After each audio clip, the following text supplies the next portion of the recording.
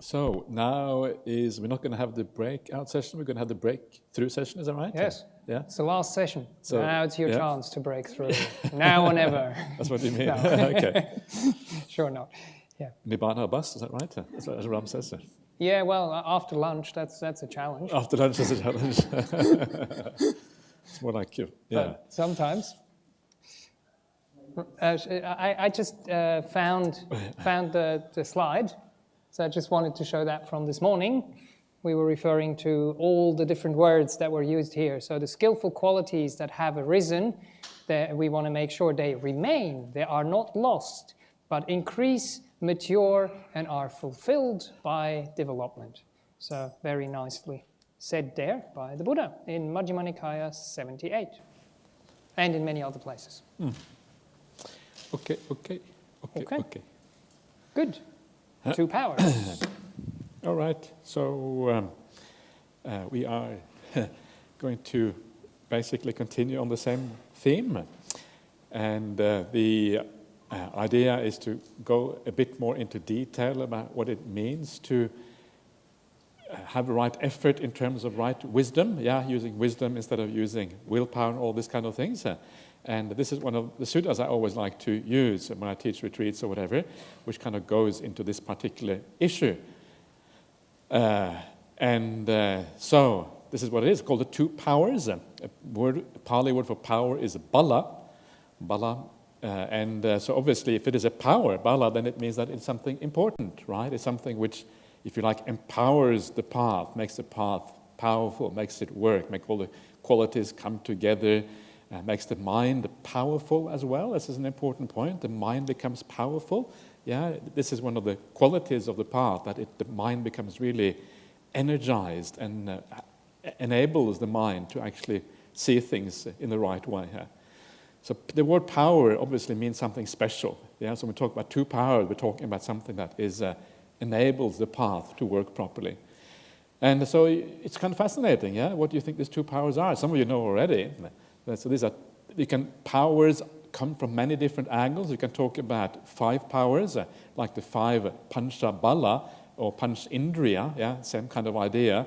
That is one set of powers, and you have the seka bala, the powers of the seka being the someone who is on the way to enlightenment. Yeah, so powers come in many different numbers, quantities, and types. But this is one which is called the 2 powers. So these are kind of 2 things that are kind of, the Dhamma is kind of summarized in 2 different qualities, if you like. Yeah. So I don't know what do you think they are. What do you think they might be? What are 2 powers on the path? And you've been to too many of my retreats, you know. You know exactly what's going. Yeah. But you have good memory. I have to. Yeah. Yeah. Sorry. Yeah. Right. Probably. Yeah. Okay. Good. Yeah. We have good memories. At least that's good. So I'm very pleased that you remember that. Yeah. The power of reflection is one, and the other one is. That's exactly right. Yeah. Wow. I can't. So next time you can sit over here like that. You can do it. Yeah. Well, next slide. Yeah. So that's exactly right. So the 2 powers. Yeah. There are 2 powers. The power of reflection, yeah, and the power of development. So let's just go back to the power of reflection first of all. And this is very interesting because normally that is not how you find the powers in the suttas, the power of reflection. But it says something about the idea of if you reflect in the right way, and of course the right way would then be in accordance with the Dhamma, yeah, thinking about things in the right way, then it actually becomes a power. It becomes something that you use to empower the whole path, basically, if you think about things in the right way. If you want to establish right view, you have to think a bit. Yeah, okay. So the Buddha says there is rebirth. The Buddha says that the sensory world is unstable, unreliable. What does that mean in my life? How does it actually affect me? Yeah, and that is where you reflect properly. And once it becomes personal, it doesn't just become an intellectual idea. Yeah, the world is impermanent, whatever. Now let's do something else. You have to really take it on board as a personal thing. You're sitting right here, right now. What does it mean right now? That everything is impermanent. It means that this hall right here is only going to be here for a few years, and it's going to be gone. Yeah, the Buddhist society is here for a while, then the Buddhist society is gone.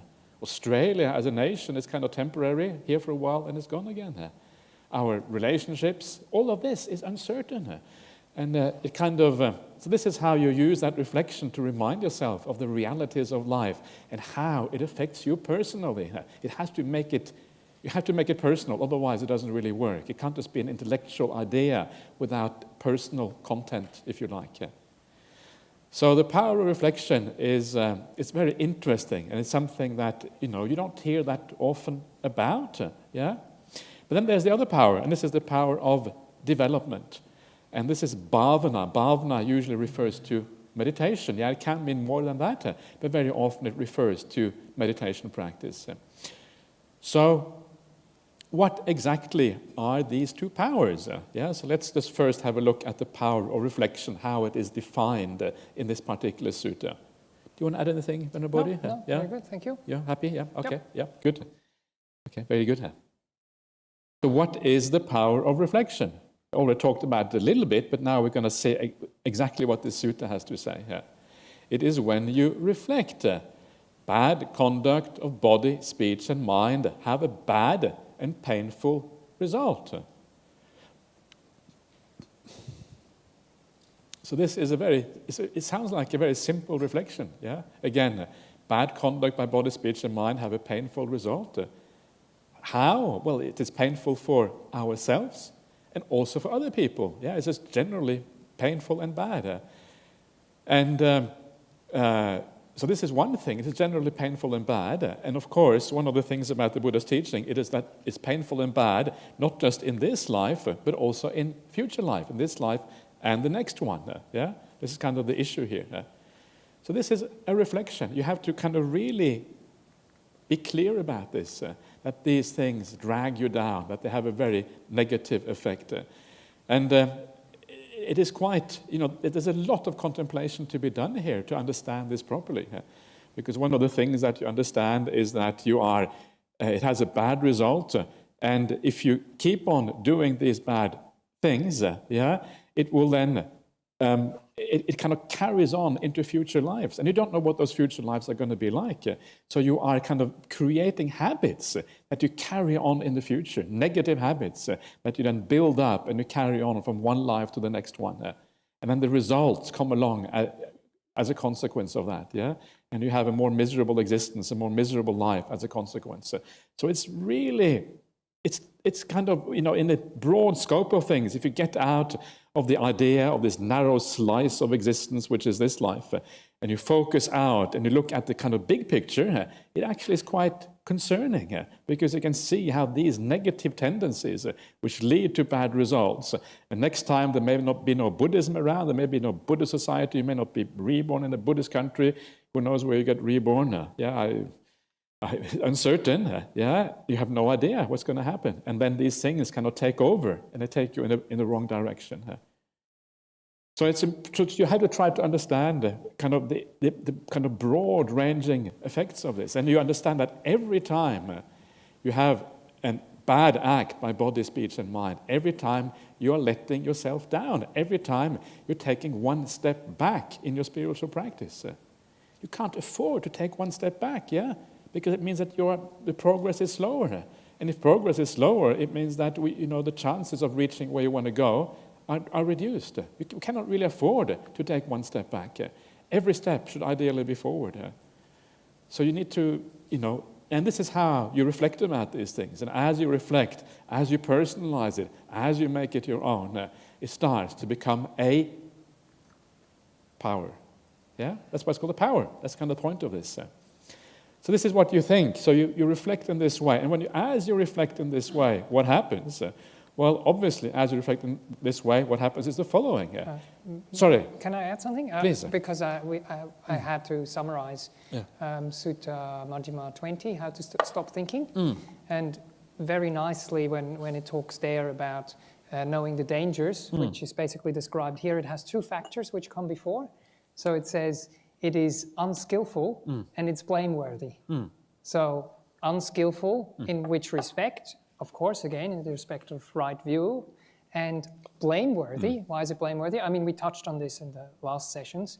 It's basically, what do they say, reprived by the wise, or no, it's... Reproved. Reproved by the wise. Yeah.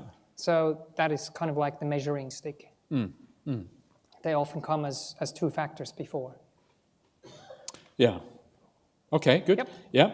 So what happens if you reflect like this is that you give up bad conduct by body, speech, and mind, and develop good conduct by body, speech, and mind, keeping yourself pure. So if you reflect in the right way, then the path happens almost automatically, because you know that it leads to, do you really want to create suffering for yourself, or do you want to create happiness for yourself? And every time you do something wrong, you're creating suffering for yourself and for others. So the clearer that becomes, the more powerful becomes your practice of right conduct. And if anyone is a stream enterer, if you are a sotapanna, then you will always be doing. That's why they call perfect in virtue, because they will not make any mistakes in virtue anymore, because they understand the consequences of this. And this is kind of the insight of a stream enter. This is why this is the understanding of things according to reality. And once you understand that, once you see it clearly, you cannot really make that mistake again. So you become perfect in virtue.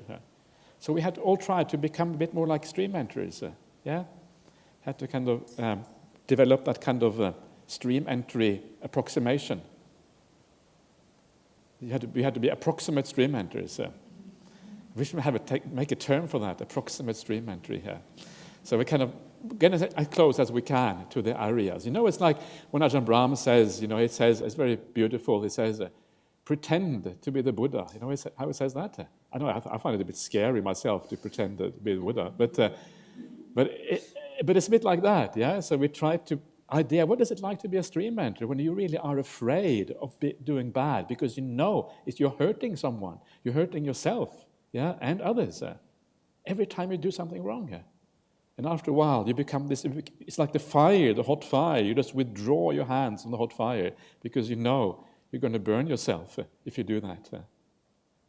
It's actually very beautiful when you think about it, So please keep on reflecting how you're letting yourself down, how you're letting everyone down, really, every time you make a mistake. Don't feel guilty about it. Don't feel bad about it. Just think, wait a minute, I did something silly. Why did I do that? And then you understand it clearly and you avoid it in the future as a consequence. Power of reflection, Quite nice, isn't it? I find it really quite cool. So that is the power of reflection. But then there is the power of development. Yes. Do you want to add anything, Bodhi? No. Yeah. What's the next If you ever wondered who Bhikkhu Bodhi is, no, it's not this that one. one. Bhikkhu Bodhi. He has many names. What is it? Bodhidhaja and Bodhiraja. And Bodhiraja. When someone wrote to you, that's like King of Awakening. The King of Awakening. It's Bodhidhaja. Bodhidhaja. But Bodhi. Sometimes they say Bodhi-D. Bodhi-D. Yes. Yeah. Bodhi-D. So Bhikkhu Bodhi-D, then we don't mix them up with the other Bhikkhu Bodhi. Okay. But definitely my Pali, nowhere near, worlds apart. No, it's nice to have our own Bhikkhu Bodhi in the monastery. So that is the power of reflection. Then comes the power of development. What is the power of development? And this bhavana is very often used precisely to mean meditation. So here you are.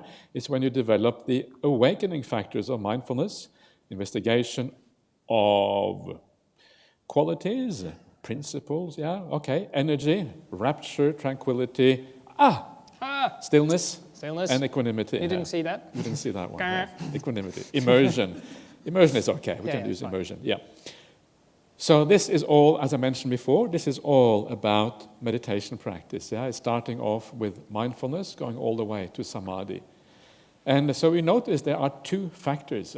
One is reflection. Reflection leads you to meditation practice. And once you start meditation practice, then you have the power of development. So if you want to overcome unwholesome states of body, speech, and mind, it is not done through meditation practice. It is done through right reflection. Yeah, this is what this is saying. It's the power of reflection that allows you to get rid of all the unwholesome states of body, speech, and mind. And this is very important. This really matters enormously, and I think it says a lot about how often people go wrong in their spiritual practice. Yeah, you go wrong in your spiritual practice because you try to meditate when your mind is not ready. You meditate when you haven't really kept the precepts for long enough yet. You meditate when you are angry or have a lot of desires and all these kind of things. It's not going to work because you haven't done the power of reflection yet. First, you cannot meditate when your mind is full of, all of these defilements. So what you have to do is, first of all, you have to reflect in the right way to help you to overcome these negative things. Then your meditation will work. This is why I think often it is very dangerous when people kind of come off the street, and they kind of, sit here and meditate for 2 hours, don't move a single toe, in those 2 hours. Meditate, and then 15 minutes walking, meditate again. I think these things can be very dangerous because you're not given enough information about the Buddhist path, how it actually works. First of all, you have to reduce the defilements to a level where mindfulness can arise. And once mindfulness arises to some extent, then you can watch the breath. How can you watch the breath without mindfulness? It's impossible. You have to be able to be in the present to be able to watch the breath. If your mind is all over the place, it's not going to work. So it kind of makes really good sense when you understand the principles of this path, how it works. This makes really, really good sense. So a lot of the practice in Buddhism is about right reflection, to purify yourself to a certain state. And then the meditation really starts to kick in once the purification reaches a certain state. Of course, there is some degree of purification happening in meditation as well, but it is more a very refined thing. The coarse defilements of the mind have to be dealt with before you sit down to meditate. It's a very important point. So a lot of how we deal with things in the world, especially with the mental problems, the desires and the ill will, have to be dealt with by thinking in the right way, reflecting in the right way, understanding the nature of these things. Okay, I'm not going to go through the details of the 7 factors of awakening because that is another workshop. That is another workshop, yeah. And then comes this interesting phrase again, which again also comes in another workshop. So.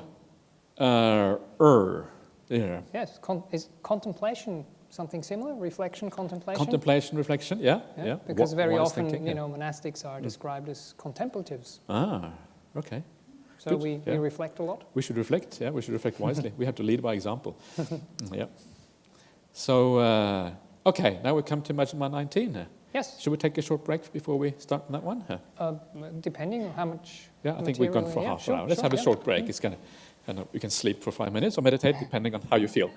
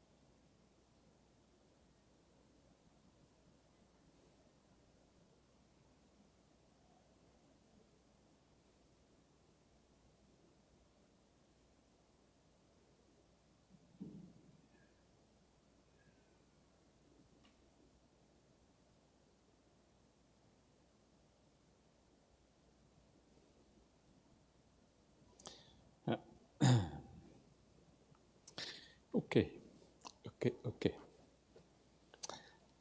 So, are there any questions, comments, sutta references we have forgotten about?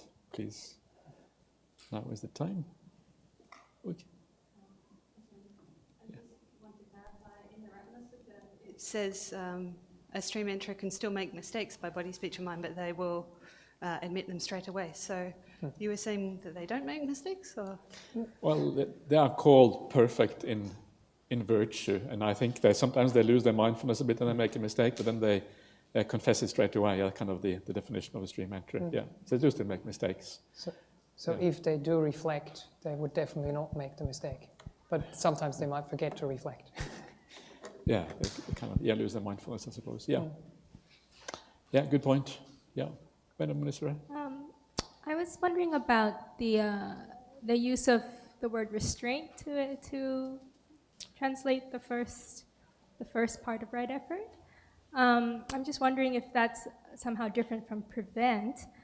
And I was thinking more about when you were explaining it, it sounded like you were dealing with unarisen, unwholesome states that were like close to arising. Like, I guess there's levels of unarisen. Ones that are like simmering very near the surface and ones that are like quite far away. And then I was wondering whether that would be one way to explain how the first one and the third part of right effort are different.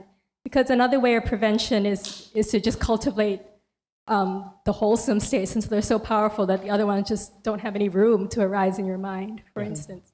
Like if you have a lot of joy in your mind, then it's just, you don't even have to try to not have ill will. It just doesn't really have a chance to come in. So I was like, well, that's also prevention. So then, but why would you have two? Why would they be different? Why would 1 and 3 be different then?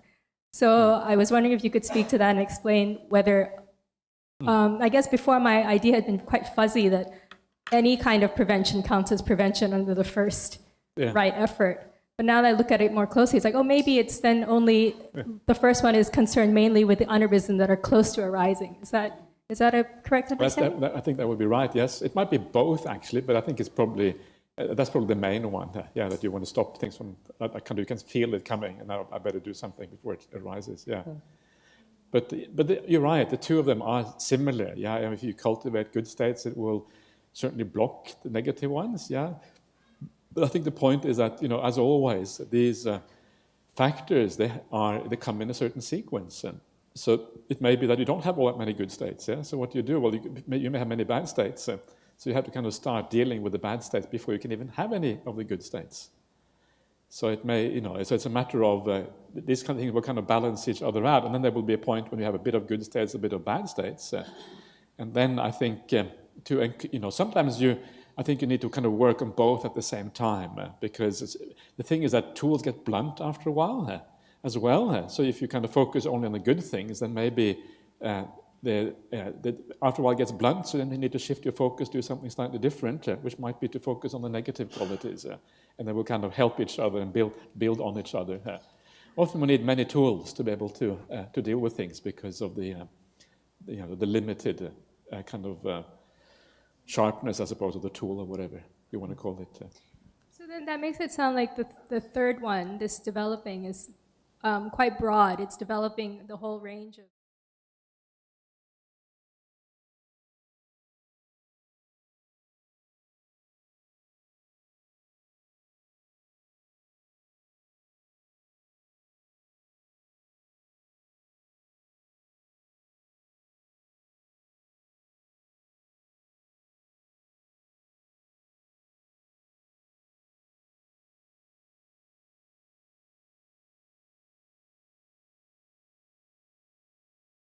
You can broaden that out. I mean, you see that straight away because the idea of a samadhi based on a skeleton is pretty kind of specialized, So straight away you get this feeling this is a specific application of that principle. So I would say, yes, all good qualities, even prior to the awakening factors, just, kind thoughts to people, that kind of stuff. Sorry, how would you explain what you said about the third and the fourth refer mainly to meditation or apply mainly to meditation? Well, at least the way it is defined there, it applies mainly to meditation. Yeah, the way it is defined in this particular instance. But I would agree with that it actually applies more broadly outside of meditation as well. But certainly the way it is defined here. But I would say that I mean, the thing is that there is almost no distinction. Just what you're saying now, there's very little distinction between overcoming a thought and developing the good side. So let's say that you are angry with somebody. Well, how do you overcome the anger? It is by reflecting on the good qualities in that person, which is developing a good quality. Yeah. So the two are really so closely related that you can barely kind of pull them apart. So yeah.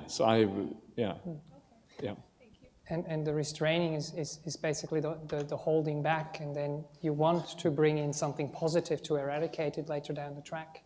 And also when I was teaching in Melbourne, I did actually swap it around, and I was teaching on the positive aspects first, especially with the intention of telling people if those minds are present, then you don't really have to worry about the unwholesome mind states. But because, I feel because they're more dangerous, that's why the sequence is in that way, that you want to make sure the bad stuff doesn't arise.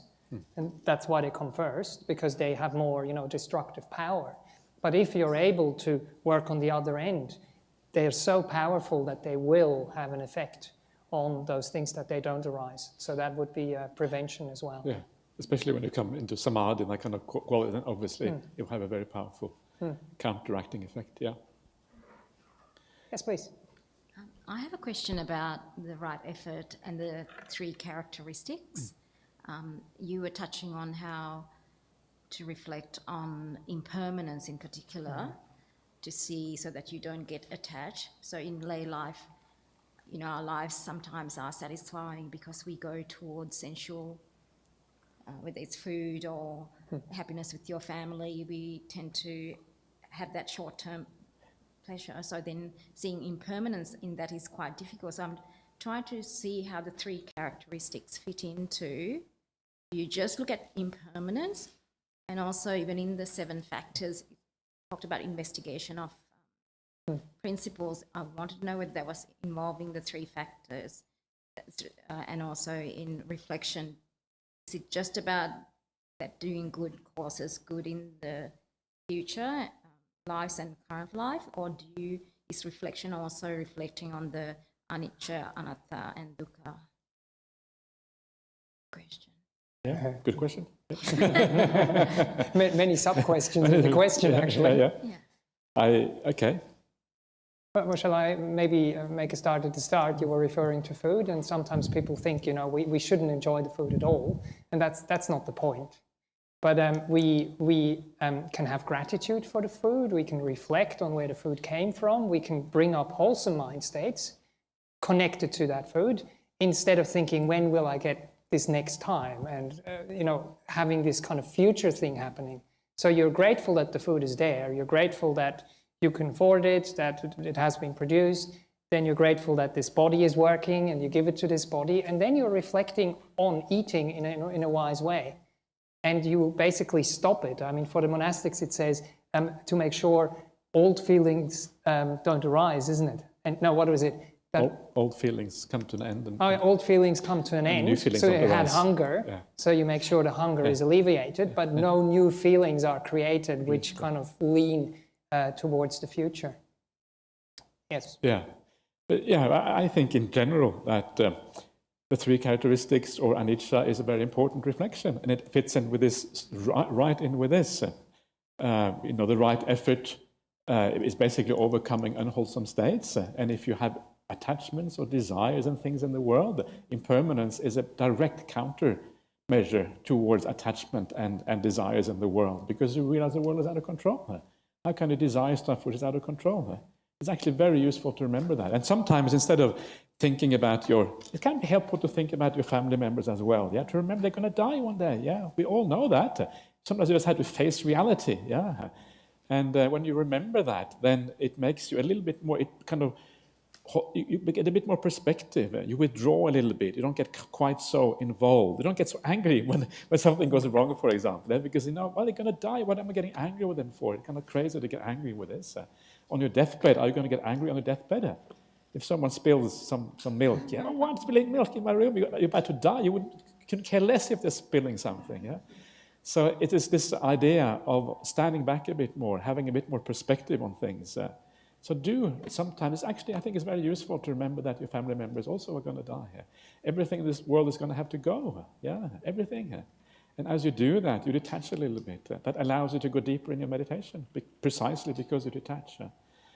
So these are very useful contemplations. One of my favorite suttas that talk about kind of ordinary ways of thinking is the Ratapala Sutta, Majjhima Nikaya 82. You can go back and have a look at it later on if you like.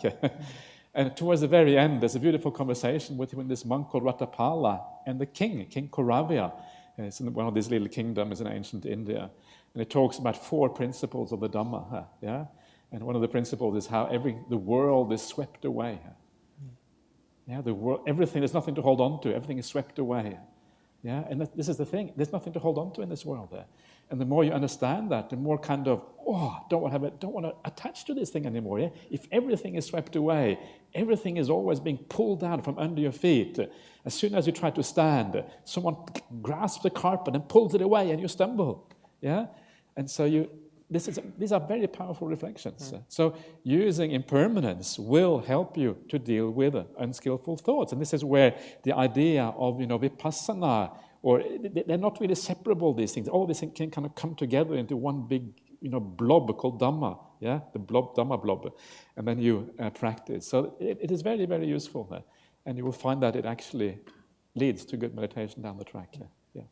Yeah, those 4 summaries of the Dhamma, they're really, really nice. They're beautiful, I was actually aren't they? just reading through them. Yeah, and really nice. Ratapala was a really young man, and the king was asking him, why on earth would you ordain, You have the whole world, and you can go and enjoy yourself. What's wrong with you? And he realized that there's those 3 intoxications. The intoxication with what was it, with health, with... life and youth. That's right. Yeah. I had them in my mind before when you were speaking, but they escaped me. Yeah. And that's the things we don't really want to see. And as you were saying, remember your family members, or yourself. Yourself as well. Yeah. The bravest, really reflection. Yeah. I might not be here for much longer. So, what can I bring into this world instead of thinking about the next meal? That actually has real substance to it, really actually brings something to this world and goes with this stream of consciousness into the next life. Yeah. Okay. Please. One more. Thank you. Just a very simple question. I just wonder, when you say reflection, exactly what does it mean? Like, on the street when I'm walking, I think about that, or what is it like when I'm sitting down in a meditation, I think about that, or is it chanting? Like how, or how do you actually do it? Yeah. How you do? Thank you. Yeah. Anytime. But the best now. We're reflecting now. Yeah. What we're doing now is reflection. Yeah. This is it. We're thinking, and maybe you think, it's a good point, yeah? Or maybe you think, that's all rubbish, yeah? But whatever it is, this is what it means, yeah? You have the sutta in front of you, and you ask, what does it mean for me? And this is exactly what we're doing now, but you should do it also on your own, because the more you do it for yourself, and the more it becomes your truth after a while. And each one of us is going to have a slightly different truth. We're going to relate to these things in a slightly different way. But basically what we're doing now, but you do it in private. And then when you do it in private, then you go into the street, and then these sense impressions come, bang, you remember these things. They will come up at the right time, and then it will help you to overcome the problems. Don't do it too formally, because it won't work. Yeah? If you try to force yourself to think these things, instead read the sutta, and then sit back and think, what does this mean? It means I'm going to die. Help, I'm going to die. Something like that. Yeah, and gradually it sinks in that you're going to die. Not only you, everyone is going to die. Everything is impermanent. And in one sense, it's obvious. Yeah, we know this, but it's obvious in a very superficial way. So you have to allow it to sink in deeper and deeper and deeper. And as it does that, it will jolt you sometimes, because the truth of it will be unpleasant, it'll be hard to bear. But actually, that is a good sign. Because as it kind of jolts you a little bit, the insight is going in, and then it starts to have an effect in your life. It's like a right view. It is a right view, basically, You're creating right view, And that then will enable your meditation. And when that enables your meditation, you will get more joy and happiness in your meditation. So the joy and the contemplation go together. So when you contemplate suffering, you become happy. Isn't that kind of cool? That's one of the nuns, one of the beginners was telling me precisely that. Oh, contemplating dukkha actually is really, really nice. Yeah. So, and this is the weird thing. You contemplate things that on the surface may seem unpleasant, but actually it leads to lots of nice qualities if you get it right. And it doesn't always have to be this kind of, intellectual way that we think about reflection. It can just be whatever you're doing in your life. Just reflect, what is my motivation to do this? Can I inject some more wholesome mind states into whatever I'm doing already to bring that quality into your life that way? But I mean, here we're talking about, unskillful mind states coming up and how to deal with them. But reflection can be used in many, many ways. Yeah. Okay, so shall we carry on? Mm-hmm. Yeah? Yes, please. So now we come to another one of I have many favorite suttas. This is one of my favorite suttas out of, I don't know, many favorites. But this is the one I usually teach on retreats because, again, it is just a continuation on this, how to deal with thoughts and things, called the Dveda Vitakka Sutta, 2 kinds of thoughts. And this is a sutta where the Buddha teaches about his own experience before his own awakening. And always very inspiring to hear what the Buddha to be, what he had to say. Do you find that? It's nice? Yes, Yeah? yes, sure, yes. Yeah? I remember we went to one place in India and we were on that hill there before the Buddha's enlightenment, and Ajahn Sujato said, this is the place where the Buddha got it wrong. Because he realized, I was practicing the wrong way for a while, and that's sometimes like, oh, wow, okay, well, the Buddha had to go through this. Yeah, what was the story? There was someone who asked him about some Mahayana Buddhist who was there, because they were kind of worshipping the Bodhisattva. That's what I heard. Okay. And then he asked, "What you are Theravadins? What are you doing here?" Okay. And he said, "Well, sometimes it's good to know where the Buddha went wrong here." Where he was wrong, yeah. Something like 6 that. years of wrong practice. Yeah. And and then finally he reflected. And he's like, oh, yes, the jhanas, that's the path. Yeah, right. And then he went and got That's where it enlightened. comes from. That is Okay, so let's see what the Buddha has to say about his own practice. Yeah, and this is one of those things that the Buddha teaches is obviously to show us how he practices what we should be doing. So he says here, before my awakening, while I was still unawakened, but intent on awakening, I thought. Intent on awakening? Inclined towards awakening? You know what that is? That's exactly right. Yeah. I can always ask Ananda. He always has the answer. So it's good. This is actually the word for Bodhisattva. You can see here it's translated as intent on awakening. It's not my translation, by the way. So this is Bhante Sujato's translation.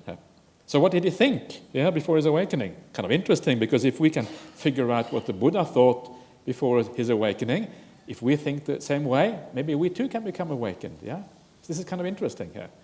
So what do you think he thinks? We have to think the same. So this is what he thinks. Why don't I divide my thoughts into 2 classes? So kind of strange thought, isn't it? Well, why did he think that? Well, anyway, so this is what he thought.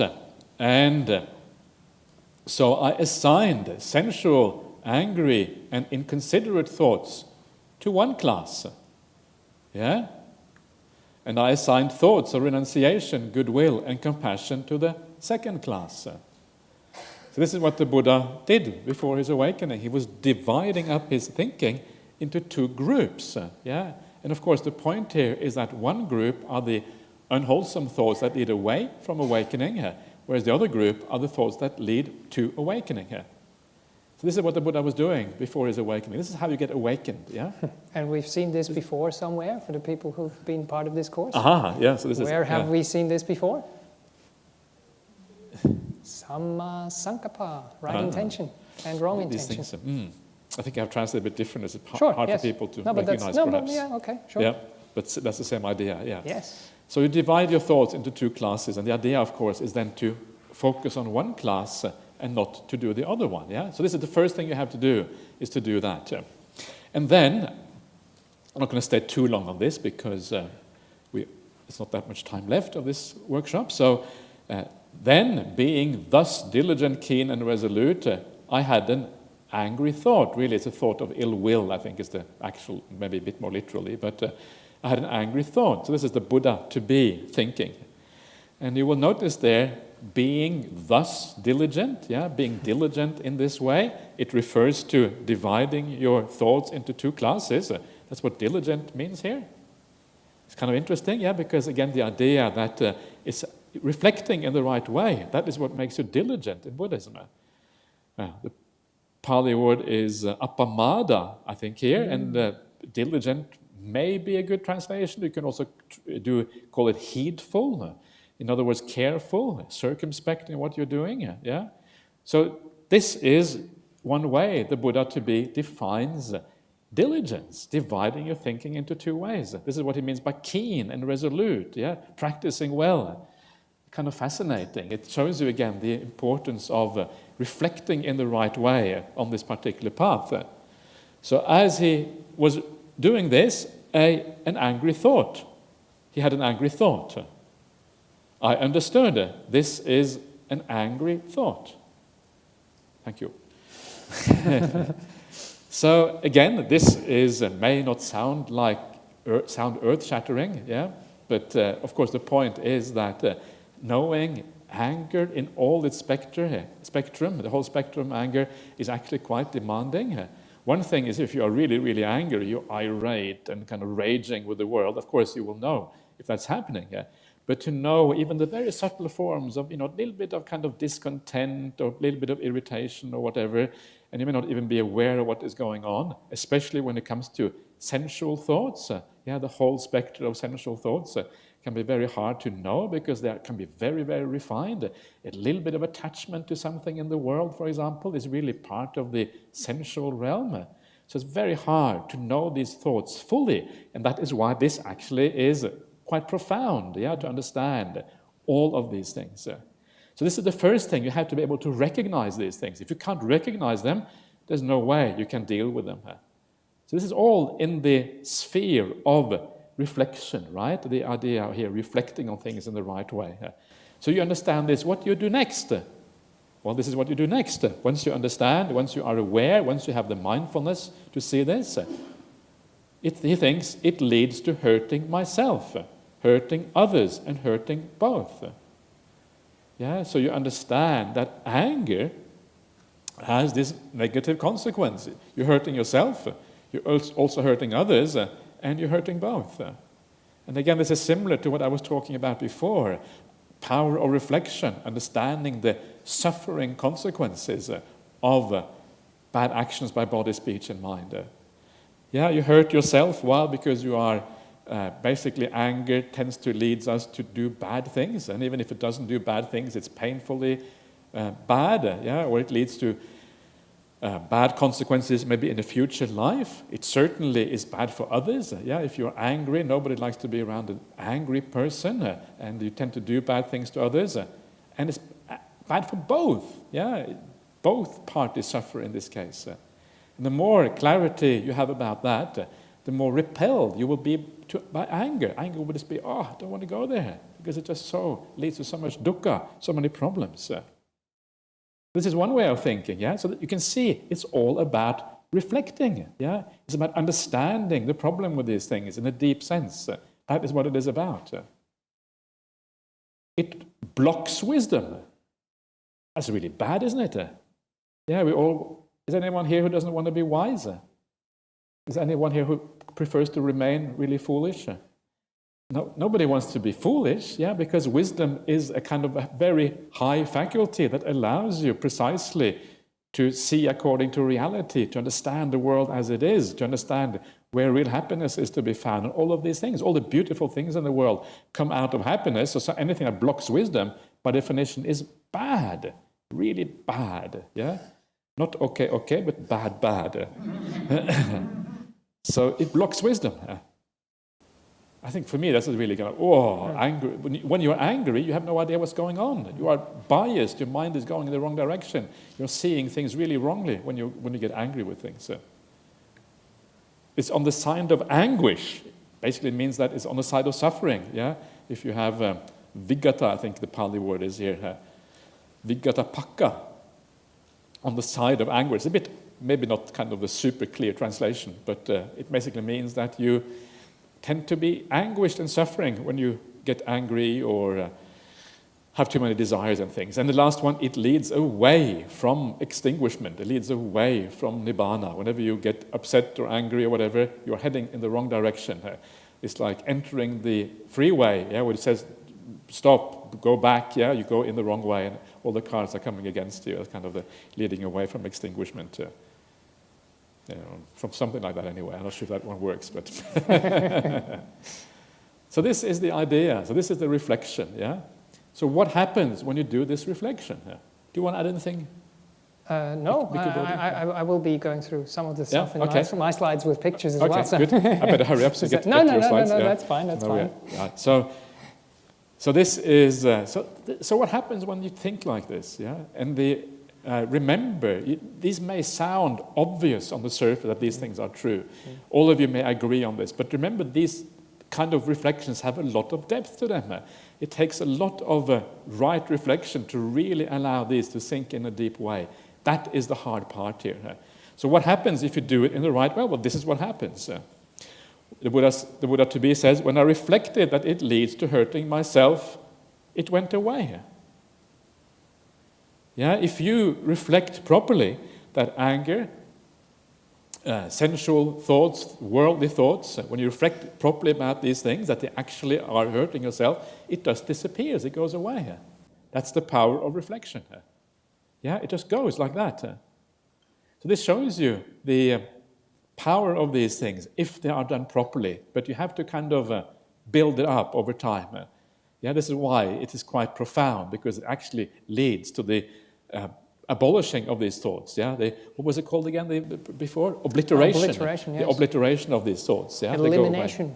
Elimination, yes. Obliteration, annihilation, and utter destruction. Yes. That's the alternative translation. So that's the Buddhist action movie. That's the Buddhist action movie. That's right. Eliminator. The Terminator. The Terminator. Defilements to the Terminator. Wow. Maybe we, Terminator. Endmaker, Antakara, Endmaker, we can translate. Maybe that one, okay. We can have some folly names like Terminator. That'd be cool. Okay, anyway, sorry for messing around. We have been told that we need to keep people awake after lunch, so we're doing our best here. This session is a long one as well. So we have to keep the spirits up. So, okay. So, but it's actually very interesting, because it shows you how a very simple reflection, it hurts me, how powerful it can be if it is fully internalized. If you really understand what that means, it becomes incredibly powerful. And these negative thoughts, they just disappear like that if you understand this fully. When I reflected that it leads to hurting others, it went away. If you don't want to hurt other people, if you have a sense of compassion and care and consideration in the world, again, that can be powerful enough to eliminate these thoughts. When I reflect that it leads to hurting both, it went away. When I reflected that it blocks wisdom, it is on the side of anguish, and it leads away from extinguishment, it went away. You are taking a step away from nibbana. You are blocking your ability to see clearly. Well, if you think that is a problematic, and I think probably all of us do, then again, it goes away if you really understand that you're just destroying your own path, and you are causing a lot of problems for yourself. Anyway, I'm not going to carry on too much more about this, because, but I will have a look a little bit more later on about couple of more practical examples. Anyway, so that is the initial ideas about dealing with thoughts. And now, what happens next? I can't remember what happened next. Oops, okay. One more. So I gave up, got rid of, and eliminated any angry thoughts that arose. You can see the same kind of words, eliminated. How does elimination happen? Through reflection. You reflect, that leads to the elimination of these things, not through suppression, not through meditation, but to thinking in the right way. I find this extraordinarily interesting, and it's so it's kind of an aspect of the Buddhist path which I think often is not really emphasized enough, the importance of reflection. Of course, very closely related to right view and all of these things, and that, so, yeah. And then through this reflection, mindfulness arises, joy arises, all these things come into play. Very often when people, say, oh, I had these insights and they're not happy, then something went wrong there. Yeah. It always comes with those two factors together. You're clear and you're joyful and happy at that point. And then that leads you into meditation that we will be talking about later. Exactly. Are you sure we will later? Okay. Well, I mean, we have it on the slides, but we'll see. See what happens. See how far we get. Okay, thank you. Okay. So maybe do this sutta and then do a little break. Yeah. So that is actually the next sutta, just coming after Majjhima 19 that we just went through. And Venerable Chunda and myself did a whole weekend retreat on this one with 5 sessions for the 5 different ways. So I just wanted to bring it up because it's a really important one, and it's different ways, again, and different tools, how we could approach the thinking process, how we could reflect. And but we will just summarize it and go through it fairly quickly. So the first version, or the first step, whatever you want to call it, the first focus is focusing on some other foundation of meditation connected with the skillful. So again, here it talks about meditation, but it would broadly apply to day-to-day life as well. I don't think this, to me, this translation is not ideal. Right. Because what he translates as meditation there is the verb viharati, which means to dwell or to. Right. And that word is used very broadly in the sutta, as it can mean Everywhere. any situation, not just meditation practice. So I it's not wrong, but Yes. it's I think it's broader than that. Yes. And that is what we were talking about before, the kind of it's not the prevention, so you already have like thinking happening in your mind, unwholesome thinking or just way too much thinking. And the first way here is to attend to something skillful, to attend to skillful qualities. And that's what we talked about just now with anger, for example.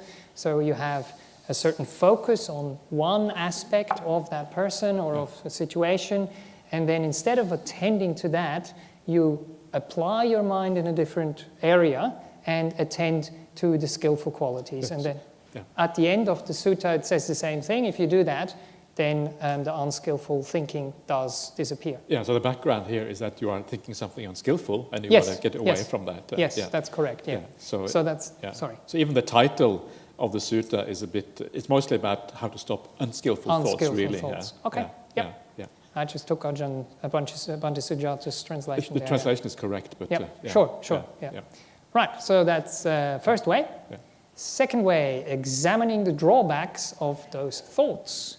And Ajahn Brahmali has also covered quite a bit of that already, so it's reflecting on the dangers or the disadvantages. As we were saying with anger, for example, that it becomes clear, that it actually destroys relationships, that it destroys all the good relations that you have, and people, start walking around on eggshells because they're thinking, when is the volcano, so to speak, going to explode the next time? Yeah. Because anger is a bit like a volcano, and you never know when it might blow up. And that one has a very nice simile. Remember the simile of that one? Let me think. Oh, yes, that's the very, very nice simile of the person who is getting ready on Saturday night to go out and party, and they're dressing... I don't think it specifically mentions Saturday. No, anyway, it doesn't say that. Sorry, but Ajahn Brahm's way of telling. But the simile just said is a young person and putting on their best clothes and getting ready to go out. And then they realize instead of a necklace, they actually have a snake, a dead snake or a carcass of a dead dog around their neck. And of course, they would take it off very, very quickly and would be repelled by that.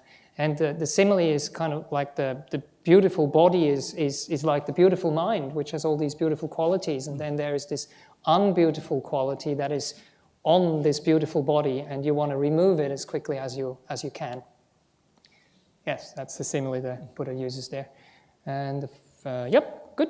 Next one is trying to ignore and forget about those thoughts. Basically, looking away, distracting yourself. So what I put in here is wholesome distractions. So sometimes we need that if we are not able to bring up, pure wisdom and reflect in a way straight away that things just disappear.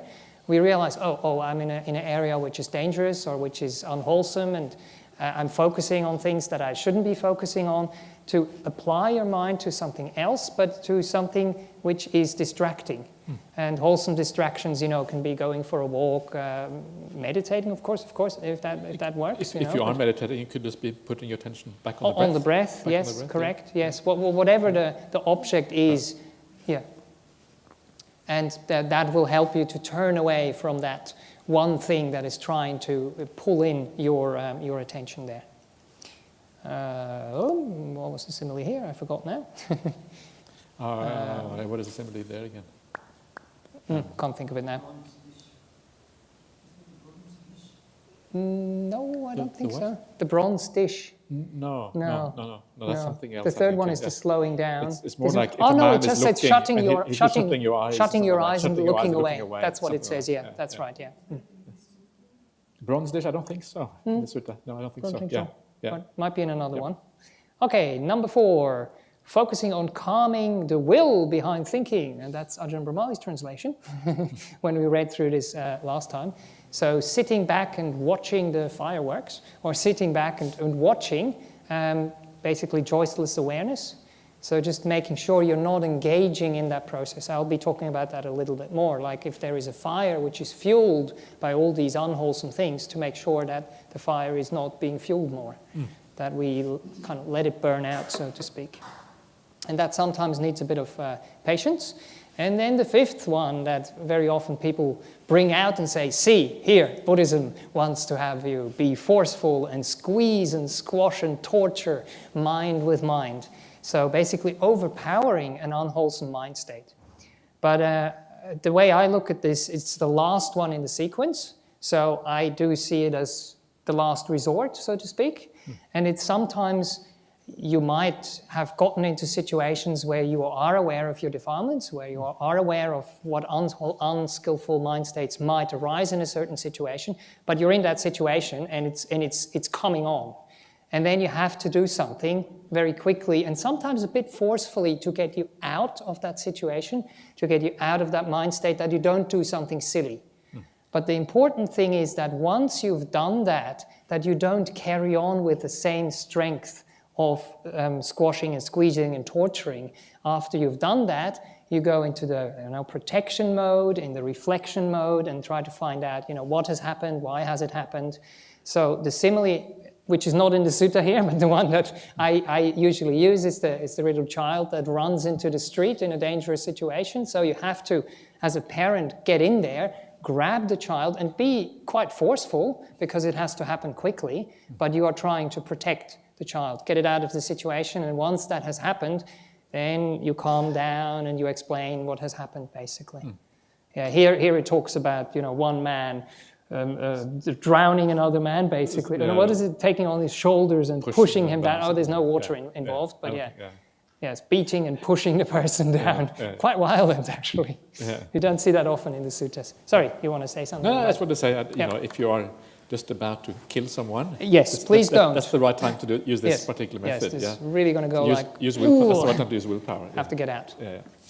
But try to use all the other skillful ways if you can. But if they don't work, sometimes it is required. Okay, shall we meditate for a while? Absolutely. Yeah. Very good. Let's do that. Or toilet break, or get a bit of fresh air.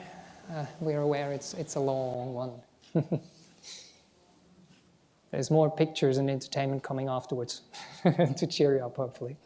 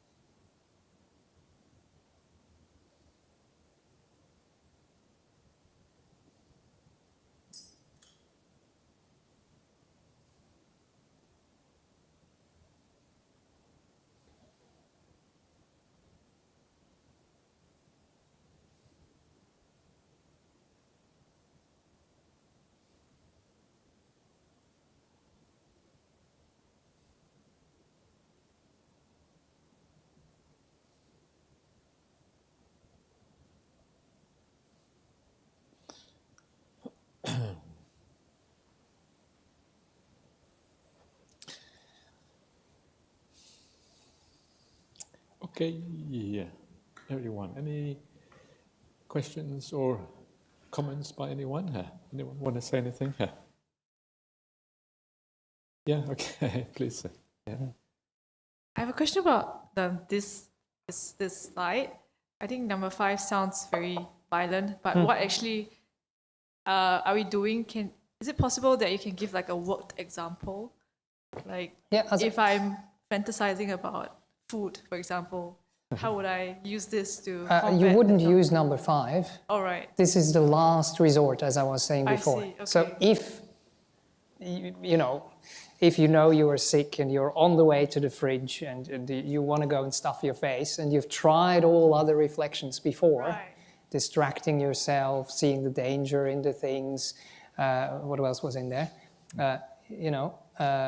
Focusing on calming down, sitting back, reflecting, and the first one was focusing on something else, contentment, I don't really need that food, or I can get something else which is more healthy, so these are really very, very strong mind states, and that will definitely get you into really big trouble. Like Ajahn Brahmali was saying, you don't want to kill someone. Right. Or you're going to do something really, really silly that you will regret later down the track, and everything else just hasn't worked. Yeah. So to go back to what if the food, the Food, craving is very compelling. So if number 5, what is it actually I'm squeezing and squashing and torturing? So the thought about the cake in the fridge, or how does it work? Well, I mean, you are taking yourself out of the situation. I very often see it that way. But I mean, squashing the mind state itself. It just means that you're forced. You say no, It's just like in everyday life. Yeah, you have a thought you don't like and you're trying to push it out. Okay. Yeah, that's what it means. Oh, I don't want to see that. I don't want to think like that. Oh, and you kind of almost push the thought out of your mind. That's really what it refers to. Oh, okay. Yeah, So it's a bit willpower based. Yes, This definitely is where that one is. That's exactly what it is. The last one is Okay. willpower. Yeah. Okay, thank you. Precisely. Yeah. And it has its value, as we said, if something is really, really dangerous. But we all know from psychology, if I tell you don't think about a white elephant, then you will be thinking about a white elephant because you're trying to push it out. So it doesn't really work. It works momentarily, and then you have to switch to other things. So it's really just to make sure you don't do something silly. And then, as I said with the child, you get it out of the danger zone, and then you are kind, compassionate, reflecting in other ways. So it might be doing something like stop thinking Yes. about the cake in your head. Like that's a thought you tell yourself. And then like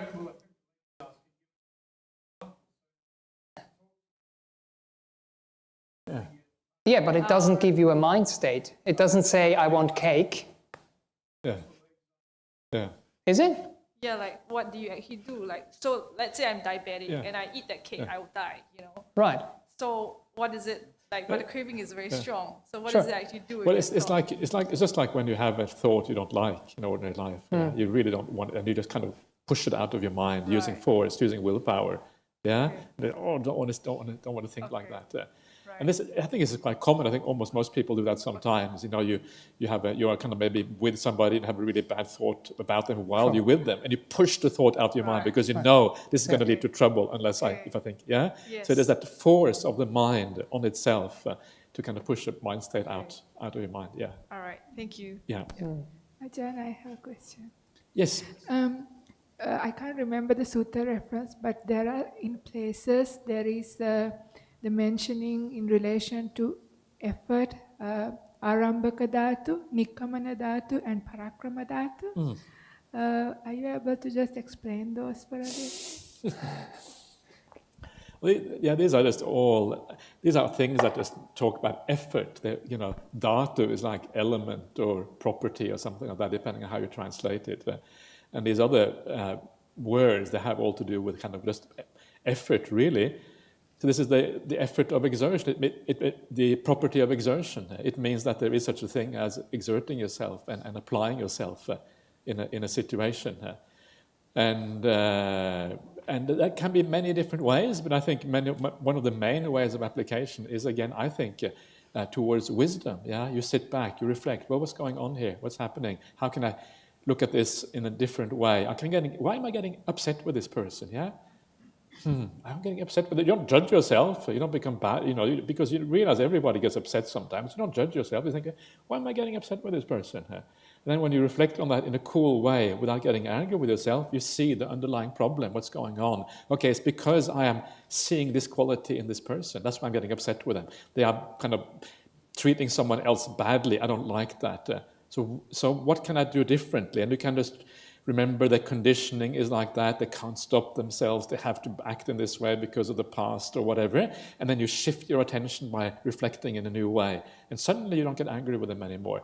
That to me is one of the, the parakrama dhatu is basically that element of exertion which shifts your attention. It's a kind of yoniso manasikara again, I think. Yeah. So that's one way of thinking about it anyway. Yeah. Yeah. Like different levels of effort? Arambaka sort of has maybe the I have, initial kind of thing. maybe they are. I'm not sure. You would have to write a PhD, I think, or thesis on that to find out. I think sometimes there are, but sometimes there are also synonyms. And I remember Ajahn Sujato, when we're doing translation, he said that, what did he say? It was an interesting principle, because we've been dealing with principles of translation, what are the principles you should use when you do translation. And one of the interesting ones I'm talking about was the principle of excessive accuracy or something like that, where you think that you can actually pin down a term with a great accuracy when actually you can't, because we're dealing with an ancient language. Even the English language, words are used in a broad range of ways. You cannot pin them down that accurately. And I think a lot of the time, the Pali words, when you find words that are very similar like that, nikkama dhatu, parakrama dhatu, aramba dhatu, or whatever, they all are in the ballpark of effort. And I think sometimes you are kind of being excessively precise if you try to sort them out and try to figure out what they are. And you may make the error of excessive precision. And maybe it's just a way of preserving the oral tradition. That's the isn't thing. That's often what it is, I think. It is important, so say it 3 times. Yeah. I personally feel otherwise, but that's okay. Yeah. Sure. Okay. Sure. Good. Yeah, sure. Yeah. Let's hear. I want to hear your theory at some point. So tell me your theory at some point. I'll be very happy. Yeah. Okay. So. Yeah, anyway, shall we yes. carry on? Yeah, I just had a little bit of time to reflect on the question. For a personal example, I was on retreat recently, and I was looking out of my window, and I see a branch, and I just thought, I want to get rid of this branch. Really a silly thought. But it kind of came up, and then first thing is you push it out of your mind, because you're like, what is that? But then you start to reflect on the other things as well. That is unwholesome, that you don't even have the ways and means to do this and whatever, and then eventually it disappears. But sometimes you have this initial push of pushing a thought out that has arisen. Yeah. It occurs to me that you are a very wholesome person. If that is the worst, you think I want to No, get I haven't said this is the worst. That's pretty impressive. But that was wow. Just. But the nice thing was, the nice thing. This is an example where there isn't a person involved, or where there isn't another being involved, and then you can use it as a principle, because after you pushed it out of your mind, you go like, this Bodhi guy, it's really silly thinking about this in this way. It's just a branch. The tree is growing in its own way, and what does it bother me? And then you reflect and let it go in that way. Anyway, but good, yeah, excellent. Okay. Yeah. There we go. Yes, that must have been the tree's getting back on me, going like I show this Bodhi. Yeah. Anyway, just to keep. Yes, I know. So, where these kind of things come together very nicely for me is in the Magandiya Sutta. And because very often we prepare our slides, separately, and then we bring them together. So it might be a bit of overlap. So I might be able to go through them fairly quickly. And there is also a bit of picture material for some of you. And this is, kind of the Bodhi way of interpretation and of making it relevant for myself to understand it. And I hope for some of you in this room, it also helps with that. And if you were asleep before, here it is again. Take someone who used to amuse themselves with the 5 sense impressions, and they are likable, desirable, agreeable, pleasant, sensual, and arousing. So that's what was mentioned before. So we have the 5 senses, and they hook us, they drag us into their domain if we're not careful, and they have this quality of being desired and there's an attachment and a joy that arises with them, but an unwholesome one. Sometime later, having truly understood the origin, the ending, the gratification, the drawback, and the escape of the 5 senses, and having given up craving and dispelled passion for the 5 senses, they would live rid of thirst, their mind peaceful inside. So for me, that runs through the whole sequence there. So you have the 5 senses, which connect you to something out there in the world, and then you start to reflect on these things, on the origin and the ending. That's what I kind of take apart in the beginning, and then the gratification, the drawback, and the escape are 3 other things that kind of go together. It's like 2 groups. And I have extensively taught about this before also with examples, but we might not have that much time today. So the first one is the origin, the samudaya, and this would be the source. We were talking about yoniso manasikara, going back to the source, finding out where these things actually come from, where their origin is. And another very, very nice word that Ajahn Brahm and Ajahn Brahmali uses a lot as well now is the fuel. So something is fueling a certain process. And sometimes there is also priming involved, which I'll be explaining a little bit afterwards. So that's one end of the spectrum, trying to go back and understand where it comes from and what fuels this unwholesome process. Or the wholesome process, but we're talking about unwholesome things now. And then the tangama, the ending, and this is the complete destruction, basically again, so the going out, the disappearing, and the extinguishing. So sometimes in the Vipassana tradition, isn't it, they talk about the arising and the passing. So it's much, much more than that. It's really going back to where it all comes from, and then going to the other end of the spectrum where it completely disappears. Of course, there is many, many tools and many, many things that have to be applied in the whole process there. So that's the origin and the ending, and origination and extinguishment. So we have the fire here that I was talking about that needs to be fueled, and the questions we can ask ourselves here is when we are in a certain mind state, when we want to have a piece of cake or whatever it is, when we want to get rid of a branch outside of our kuti, how are unskillful mind states created? So how do they actually come together? What fuels them, what feeds them, and what triggers them? So that's the origination side. And then the extinguishing of the fire.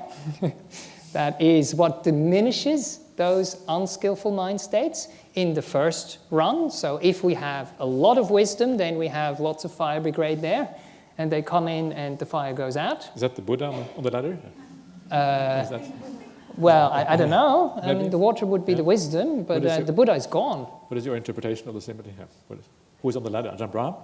Well, no, but in the end, it has to be yourself. It's yourself? I mean, if okay. you're sitting in your kuti having, angry thoughts about someone, Ajahn Brahm can't really. I mean, you can think about the teachings of Ajahn Brahm. It's wisdom, really, or it's the skillful means that we've talked about. Yeah.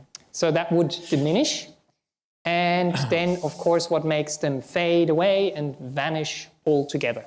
Right, look at it a little bit more in detail. So the whole fueling process here. So Ayakema has this very nice simile here. She uses the jack in the box, and she says, as you all know, it's a child's toy. I don't even know how it's called in German. So you have this little creature with a spiral locked up in a box. And then if you push the button, or if you push the lever, that's when the jack jumps out of the box.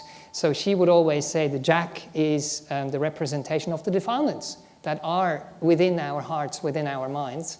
And then something comes along and pushes the button and the jack comes out.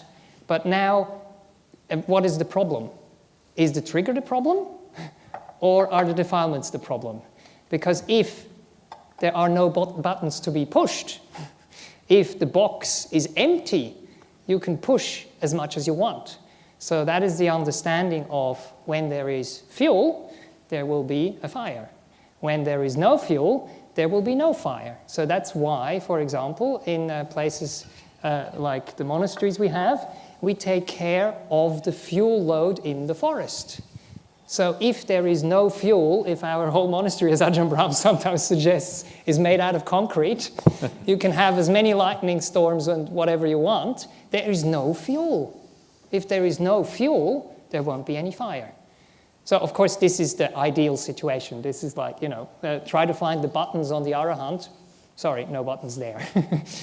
But that kind of gives you the idea where the actual source of this lies. So we don't blame the trigger, we don't blame the person, we don't blame the circumstances. We understand it has to do with the fuel that is within us. And how do we fuel things? And that's what we've talked about as well. So you are excessively dwelling on certain qualities and features of a person, of a situation, whatever it might be, and you're dwelling on it in an unskillful way. So that way, you're actually adding fuel to the fire instead of taking the fuel off the fire or letting it burn off. So let's assume there is this flower, and it's just any old flower. It does not very pretty or very ugly or whatever it might be. But now, depending on who comes into this situation, and we have Mr. Frog who comes into this situation and maybe thinks about this flower in a way, it might be food or it might be attracting an insect, and it might go like, oh, wow, it has an attachment to this simple flower, which is just a mind object, because it has a certain investment in it. So that would be the excessively dwelling on the positive aspects of something, or it might be some, this is from Inside Out, it might be just the repulsion, the allergic reaction, whatever it might be, towards this simple flower. It's just a flower. But if we relate to whatever that flower might be, to whatever the mind state might be in the wrong way, we are fueling the whole process. Now, one other thing that very often happens as well, which we need to understand.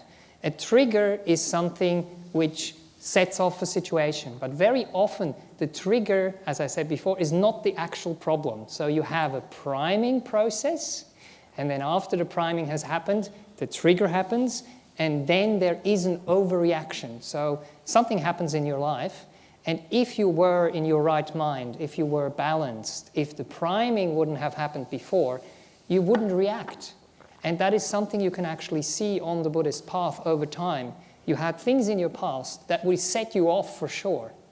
But then you get in similar situations many, many years down the track, and you realize it doesn't bother you anymore. So the same trigger is there. So now... You want to give an example of a priming? Yes. Overreaction? Just a, Yes, I mean, can I go through the pictures first and try and get to that point? Yep. So the priming, as you can hopefully see on that picture, sorry, it's not that big, but there is some circumstances which are, unpleasant. And you see on the person's forehead, there is like a little bar which says loading, loading, loading, stress, stress, stress. So you get in your life, you get into situations and things start to pile up. So you get tired, you have many situations, you're stuck in traffic, these kind of things pile up. If we're not able to drop them every now and then during the day, doing meditations, doing reflections, whatever it is, having wholesome mind states coming up and putting a break. So you are basically, the stress levels are loading because of many, many different things. So now that could be external things. But then we have this unwholesome habit, unfortunately, that we start to do these things internally as well. So you have this person here lying in bed, and you have the sheep jumping over, and it says stress on every sheep there. So basically something has happened to you, and Ajahn Brahmali mentioned that it is echoing in your mind. It has already happened. You're not in the bathroom anymore, the tradespeople have left, you're not in the traffic jam anymore, you're not with your work colleague that said something nasty, but you're lying in bed awake, and the things are going through your mind. So you are starting this priming process, which can come from so many different levels. And then, this is what happens. So, that's one artist who did that. So you have a nun there, a Christian nun, and you have a butterfly, and she tells the butterfly to be quiet. So that is basically, for me, the picture of overreacting to something. So something really little happens that wouldn't upset you if you were in a balanced state of mind. But because you had the priming which happened there, that trigger, there is the buttons that I talked about before, they get pushed and bang, explosion. And sometimes you ask yourself, you get into a situation and someone gets really angry or someone gets really annoyed or irritated by something you have said, and you ask yourself, where did that come from? And if we realize that the priming process has to do with this, and that's what brings in the compassion in the whole way of looking at this, that you look at the person and say, okay, the person might have not slept well, they might be sick, they might have all these other things happen in their lives which trigger this reaction. So it's not my personal fault, and it's not the fault of the trigger itself. The trigger is part of the equation, but it's not the main fueling and driving force. It's like the fuel was there, the trigger is the lightning, and then you get a bushfire. Okay. So the fueling process is often gradual and accumulative. Very good. Hopefully people can still follow. Right, so now how do we go from the fueling process, from understanding where these things come, into the extinguishing mode? So this picture also reminds me of the Vipassana tradition. Very often you're encouraged to sit and to just sit. And if there is an itch, what are you usually told? To just not scratch the itch straight away, and that's what those pictures are there, but have time there to heal that itch. And the other thing that I was reflecting on is Ajahn Chah's kind of simile, where he says, sometimes we can like scratch an itch, but if we are not careful, if we don't know the source of the itch, he says, if you have an itch on your head and you scratch your bottom, you have two itches. So basically know where to scratch and in what way to scratch. But especially this slide for me stands to learn a certain urge tolerance. So the urge arises to have a cake. Sorry, I'm picking up on that one, but it's just a good example. Now, the more time there is between you actually ingesting that cake and thinking about doing the ingestion of the cake, the more chances there are to have mindfulness, to have wisdom arise in the situation.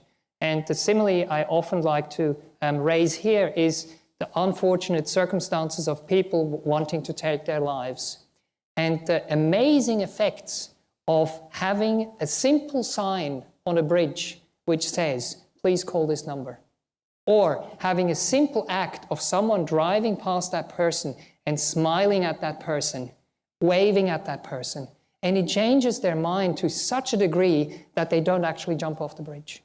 So the longer you can delay something which you want to do, which would really get you into trouble, the more chances there are you will be able to pick up on something wholesome, on something nice.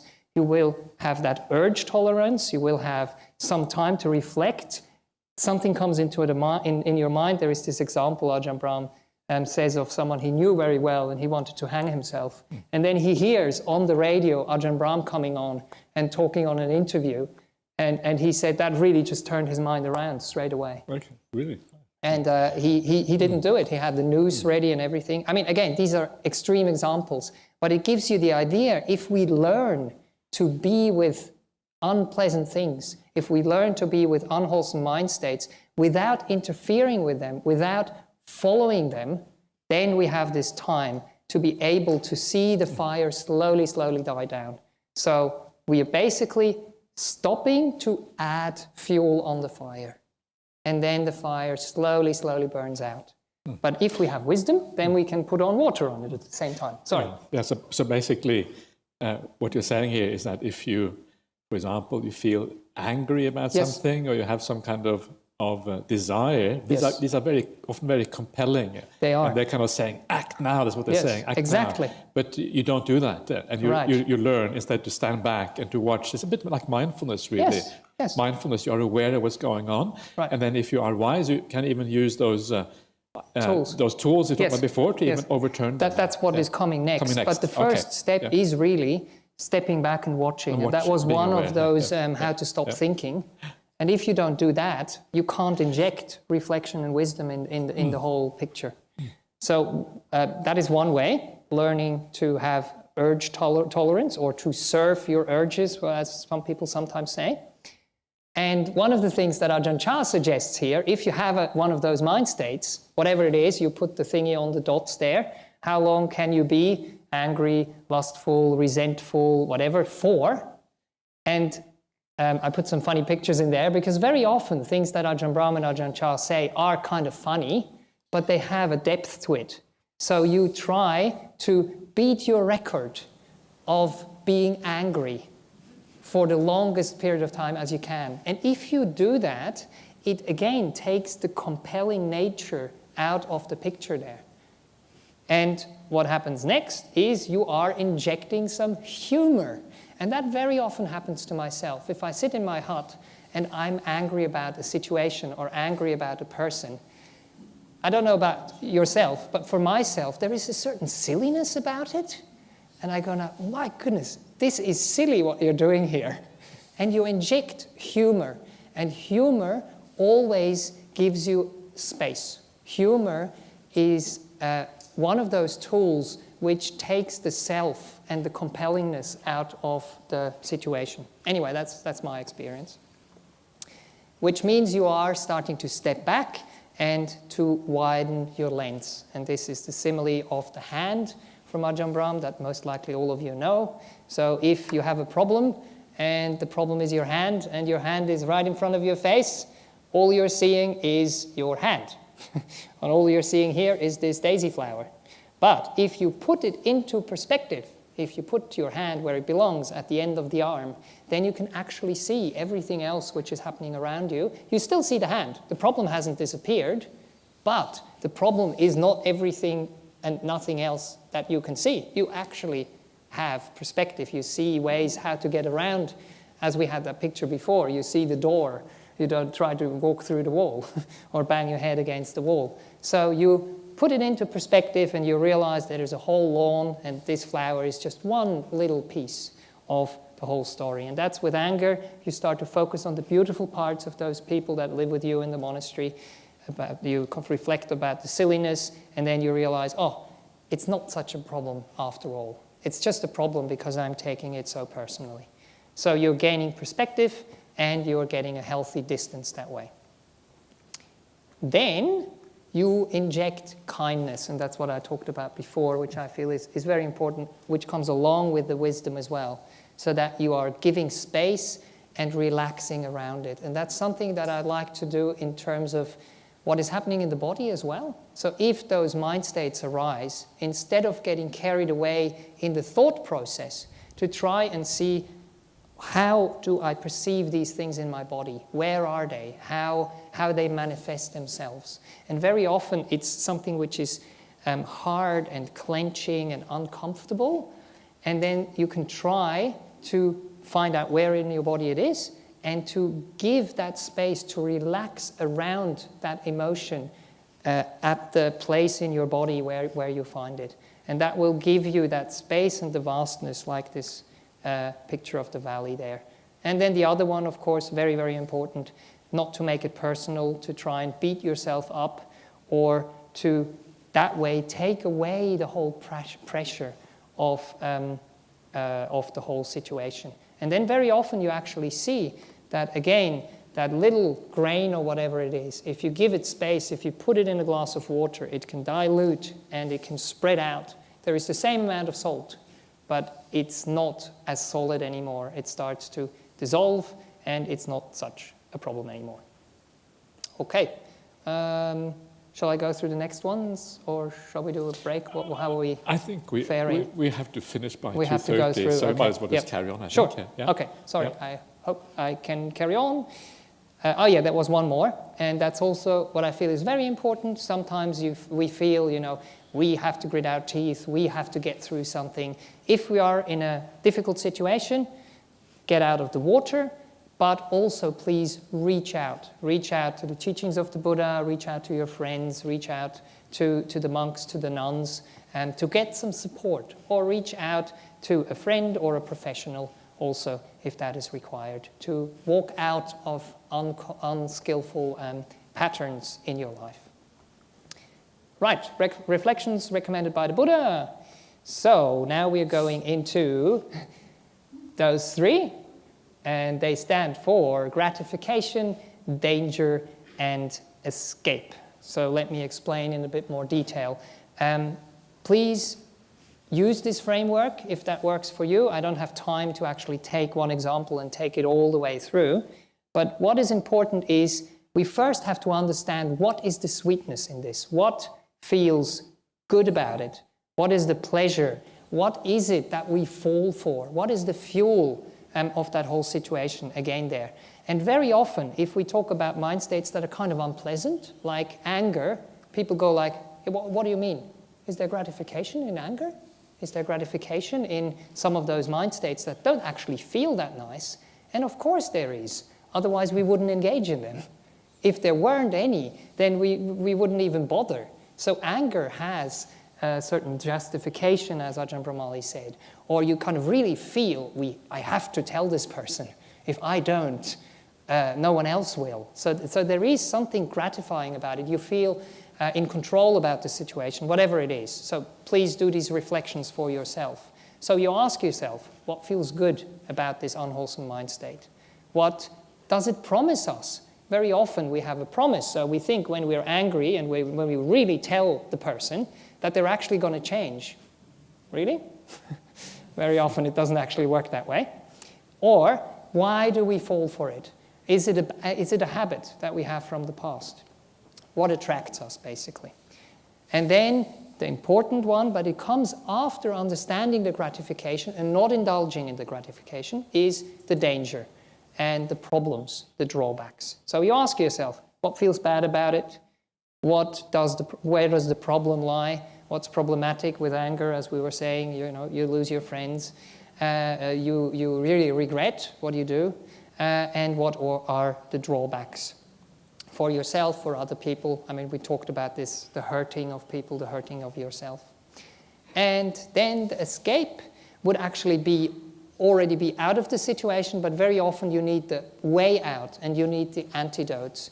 And that is, of course, if you have a framework, like the Noble Eightfold Path, or if you have, I actually quite like that Prem, for example. I have a list of virtues that I feel are really important in my life.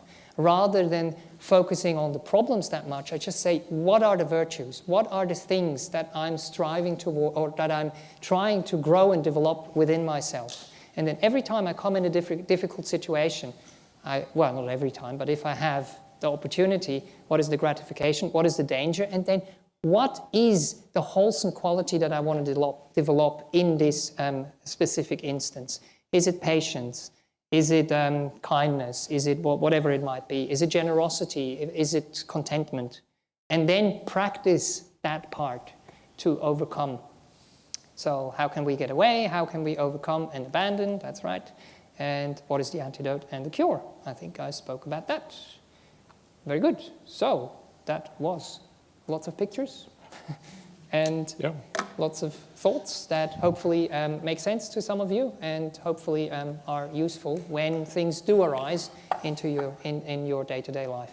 But these reflections are always, you have to apply them and they have to make sense to you. Otherwise it's just words. Yeah. Okay. Good. Here we go. Does anyone want to say anything? Yeah, apart from us? Anyone wants to make a comment?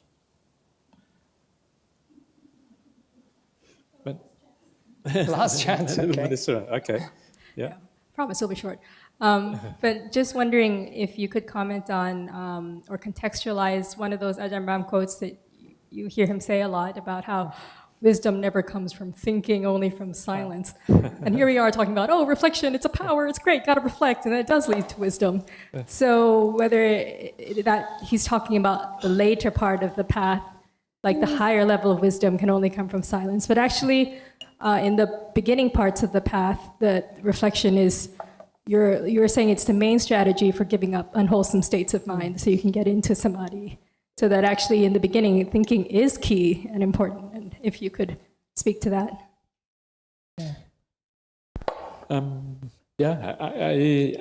I think, very often the thoughts, they actually come from something more primordial, something more basic. When I read the sutta and I sort of reflect on it afterwards, I don't necessarily think all that much. Like the sutta is there in your head, and you kind of allow it to reverberate inside of you, and suddenly you get a deeper understanding. But it's not as if it is, I'm kind of verbalizing a lot. I don't really verbalize very much. You just allow it to sit there with you, and then suddenly you think, wow, that's what it means, yeah? And then you verbalize it after you kind of have a feeling for what it means. So I don't think thinking or reflecting here necessarily means that your mind is running all over the place. It actually more comes from a silent place, even that. So I think silence is often, when you really reflect deeply, I don't think you think a lot. You're kind of staying with it. Oh yeah, now I understand. That's what it means. It is the same thing for me, yeah. So it's more what people talk about contemplation. So it's not the thinking about something. It's guiding or applying the mind to a certain theme. So as I was saying, you're in a certain, engaging in something, and then you just ask yourself, you drop in the question, what is my motivation? You're not thinking about it, you're just asking, what is the motivation? And then you see what comes up. Or you have a certain theme that you think about, or that you kind of plant in your mind. And what very often happens to me is when I have planted that in my mind, I'm taking a shower, not thinking about it at all, and it's there. Or I wake up in the morning and something arises from within, from the stillness, from the space, from the mindfulness that is there. And then you can kind of go and write it down or capture it. But you're maybe talking more about like a day-to-day situation where you are right there. But even there, I think if you, instead of going in with this kind of detective mind, I have to solve this, you just kind of go in and say, what's happening? Have enough distance, have enough calmness, have enough mindfulness to actually see what's going on. And then something can arise which you can't really think about. It's not something you have thought through. You just go like, that's what's happening. And if you try to think about it, you wouldn't come to that conclusion. So I don't think it's necessarily, that type of reflection. Does that make sense? Or? It makes sense, but I actually wonder if it's more like a process where it can begin with a more like thinky kind of thinking, and that tips off that more like intuitive kind of feeling. Like you have, like the reflections you were presenting, they sort of put the mind in a certain like track. Yes. That are actually thoughts, like, does this lead to hurting me or hurting others or whatever. And then you actually feel it. But there is an element of thought that is useful. Yes. Yeah. I think so. I think it's, they go together. You think, and you kind of sit quietly, and you think some more. Oh, that's interesting. And you think about it, and then you sit some more quiet to kind of recapture that thought, whether it makes sense or not. And it's kind of, so they kind of work together a bit like that. I agree. But I think the real insight comes in silence rather than actually through the thinking. The thinking is like afterwards. What is it called? Post hoc, or whatever it's called? It comes after the fact, and then you think, and the thoughts are more like a result of a result. I don't know how, Anyway. Always inject silence. It's like the thinking is asking the question, and the silence is where the answer arises from. So you're just oscillating, basically. Yeah. That's where creativity comes from.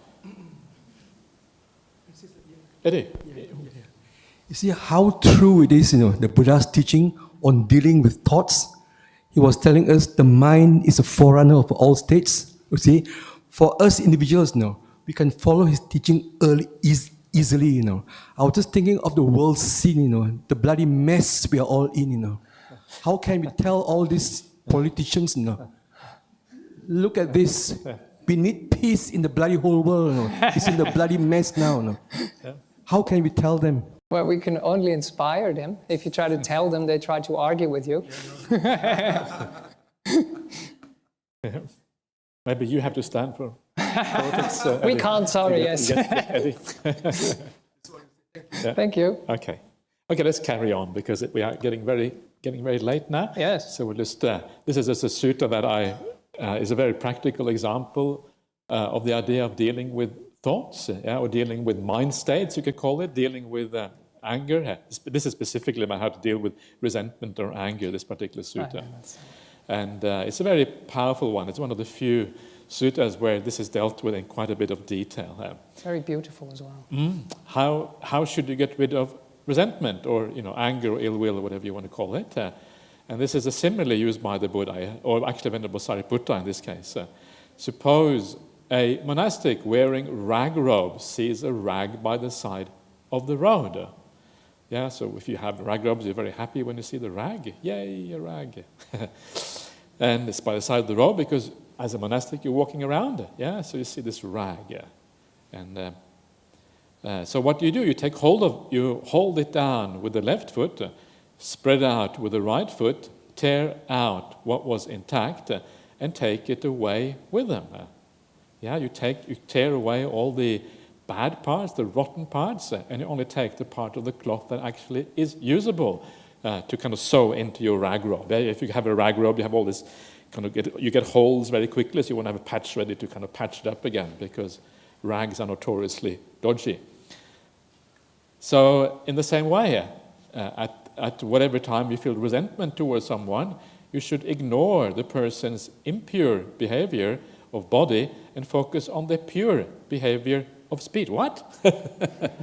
Speech. Okay, maybe that's the point. I think that's kind of the point, perhaps.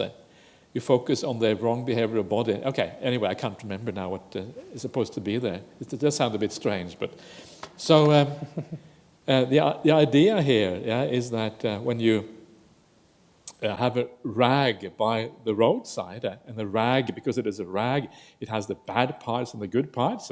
You take all the bad parts, you tear them off, and you carry the good cloth with you. In the same way, when there is a person in front of you, a person has all kinds of qualities, bad qualities, good qualities, you tear off the bad qualities, and you carry the good qualities with you. You take them in your heart, and you carry them with you into the future. That's kind of the point of this. And it's a very kind of simple exercise when you think about it. Because, especially in a Buddhist society as here, where people have a lot of good qualities. Sometimes when we meet each other, maybe sometimes we see negative things, but everyone here is well-intended, wants to do the right thing. It's certainly the same thing in the monastic community as well, with the monks and the nuns. So it's quite easy to remember that, remember the good things, remember the good aspects. And then you understand all the rubbish in your mind is all the kind of focusing on the negative things. You chuck that out by focusing on the good things instead. So when we talk about changing your object of attention, sometimes, to overcome anger, you change the object, but you don't actually need to change the object. You need to look at the object in a new way instead of changing the object. Focus on a different aspect of it. And so one of the important things here is that you need to build up the positive perception. So you're reminded that, okay, people in the Buddhist society, actually, keeping the 5 precepts, going on retreats, meditating, it's pretty good. So you build up that idea in your mind. And when you build it up in your spare time, then when you come to the Buddhist society, you meet your fellow Buddhists, you bring that perception back if there's something that irritates you. And it dispels and destroys, if you like, that negative perception in your mind because you have built up the other one, the positive one, so strongly. This is what this is about. It's so simple, It's so basic. You're focusing on a different aspect. And this is how, in the suttas, and this is what I've been talking about all the time now, we're talking about using wisdom power. This is how simple it is. Wisdom power sounds really kind of fancy, but this is kind of what it refers to, Being wise, how you use your mind, how you perceive things, how you look at things. So this is a beautiful sutta. I would have liked to have gone through this in great detail, but there is absolutely no chance of doing that now. So, Now this is another one. So that is how to deal with anger. This is one way of thinking about the attachment to all the worldly pleasures. Yeah, and this is another famous sutta which I always read out on the sutta retreats. I promise you, the previous sutta and the one coming now, if you come on my retreat, I will do them in full for you. And those of you who have come on my retreats for many years, every year I teach this exactly the same thing. And that is because you're not enlightened yet. Yeah? So we're just teaching the same things to overcome the same things. But they are so beautiful, and I always get inspired by these suttas myself. And that's why I like to read them out every single year. And if you get fed up, just please come and tell me. And I'll tell you when it comes so you can stay back in your room or something. So this is one of the 7 similes about how to deal with the worldly pleasures, the things in the world that we attach to. And this is the simile by the Buddha again. This is by the Buddha this time. Suppose a vulture or a crow or a hawk was to grab a lump of meat and fly away. So a lump of the meat here is like the sensual pleasures, the worldly pleasures. And finally, you get hold of something. The grabbing here signifies attachment to these worldly pleasures. And the crow and the vulture or the hawk, that's us. We are the crows, the vultures, and the hawks of the world. It's people, basically. And you fly away. Yay, I got my sensual pleasures. I will have them forever after. Well. My wonderful relationship, my husband and wife, happy forever after. You ride off into the sunset. But this is what happens. Other vultures, crows, and hawks would keep chasing it, pecking and clawing. If that vulture, crow, or hawk doesn't quickly let go of that lump of meat, wouldn't that result in death or death-like suffering for them? Yes, sir. The idea, of course, here is that the things of the world, we always compete over them. We want the same girlfriend. We want the same boyfriend. We want to have the same people in our relationships. We're all chasing after the same things. We want to have the same promotion at work. We want to have the same inheritance from our parents. We want to have the last piece of cake. Give it to me. No, I want it, or whatever. We want to play with the same toys. We want to drive the same car, whatever it is. The world, there's a limited resources in the world, and we tend to fight over them. It's very, very common. Or even the large things in the world, the wars are often fought over resources and things. So much in the sensual world, because there is limits, there's limitations on those resources, we tend to disagree, to fight over them. And this is a very powerful reflection, because what this reflection means is that wherever there are sensual pleasures, wherever there are worldly pleasures, there is also violence. There's also antagonism. You cannot have the pleasures of the world without also having rivalry and antagonism and violence. These things are part and parcel of the same thing. It's very powerful. For me, it's an extraordinarily powerful reflection, because it means that that sensory world, which seems so attractive on the surface, just under the surface, there is violence, there's ill will, there is problems, there is a rivalry here, there is all of these things. They're trying to reach and attain exactly the same thing here. So all of these deep problems that we have in society, but also on the personal level, they are ultimately caused by something more basic that actually looks quite nice. That is the worldly pleasures, the sensual pleasures of the world. And it makes the whole world a bit yucky. You know what I mean? The yucky world. And it makes the whole world kind of tainted in a very bad way when you think about it like that. Violence must come with this. Rivalry, all this affliction has to come with the sensual world. You cannot avoid it. It taints the whole thing. Of course, the alternative is the spiritual pleasures.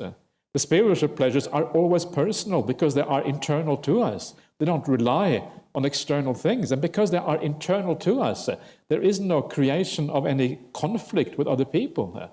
In fact, it is the exact opposite, because if you are fully satisfied within yourself and you have beautiful mind states within yourself, they will actually spread out into the world. So the inner happiness, the inner spiritual feelings, they actually lead to harmony in the world. Whereas the worldly pleasure and the sensual pleasures, they lead to conflict and problems and violence and wars and what have you.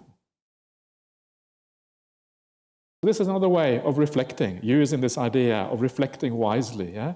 It's very simple. But once you get this, or you start thinking like this, it kind of alters your course in life. It makes you head in a new direction. You no longer get so interested in the worldly things because you understand how tainted they are.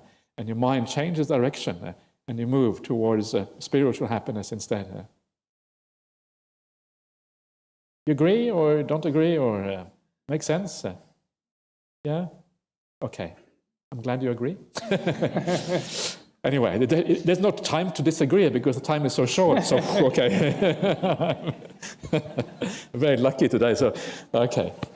So now we only have a few minutes left, so I'm going to carry on. But this is the sort of stuff I teach on retreats. Yes, if you like this, come on the retreats.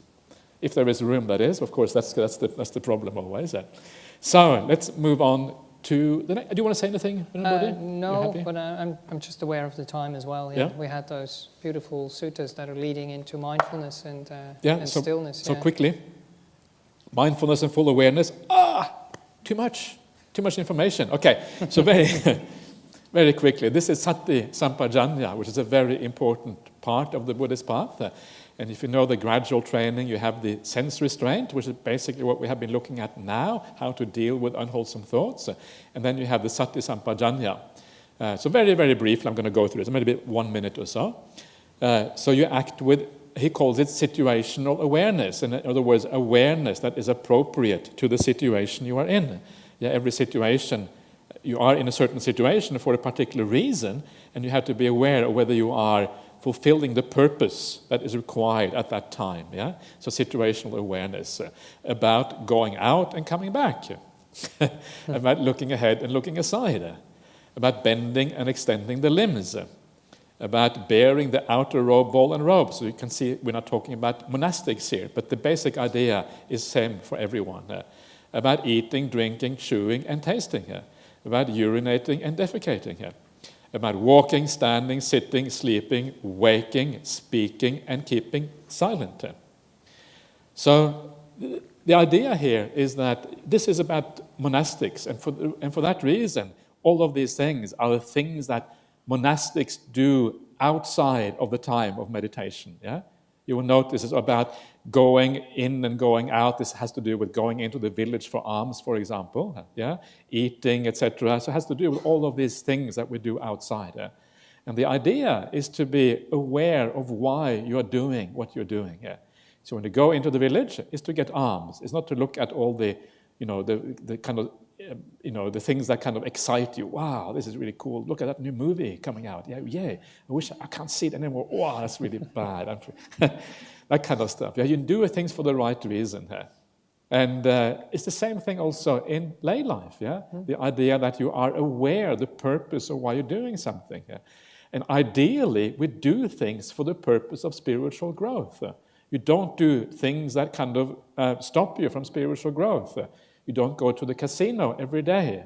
Yeah, you start with reducing it to once a week, then once a month, and then eventually you give up going to the casino altogether. I'm sure no one here goes to the casino. I'm just messing around with you, so I apologize.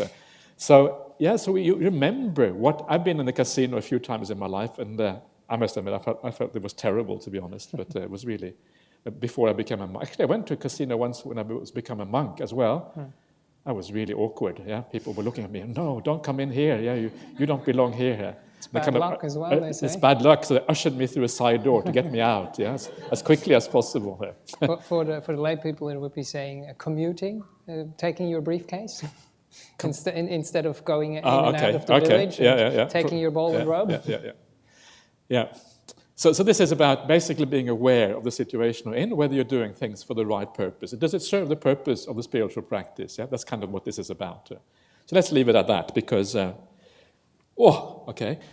So, this one here. This is a nice one. Yeah, it is a nice one, but as well, very quickly. But this is now leading really into meditation and into the wholesome mind states where we don't talk about effort anymore, where we talk about effortlessness. So, for an ethical person who has fulfilled ethical conduct, which is sila, non-regret is not to be achieved through an act of will. It's natural that an ethical person has no regrets. When you have no regrets, joy is not to be achieved through an act of will. It's natural that joy springs up when you have no regrets. And then the sequence carries on going in the same way. So the structure there just tells you it happens naturally. No willpower. Sorry? No willpower. No willpower, exactly. So wisdom power, reflection power. Reflection power. Yeah. And the reflection power here again is you apply your mind to the beautiful things within yourself, which I was trying to describe before. And because of that, joy arises. Because there is joy, there is rapture, which is piti.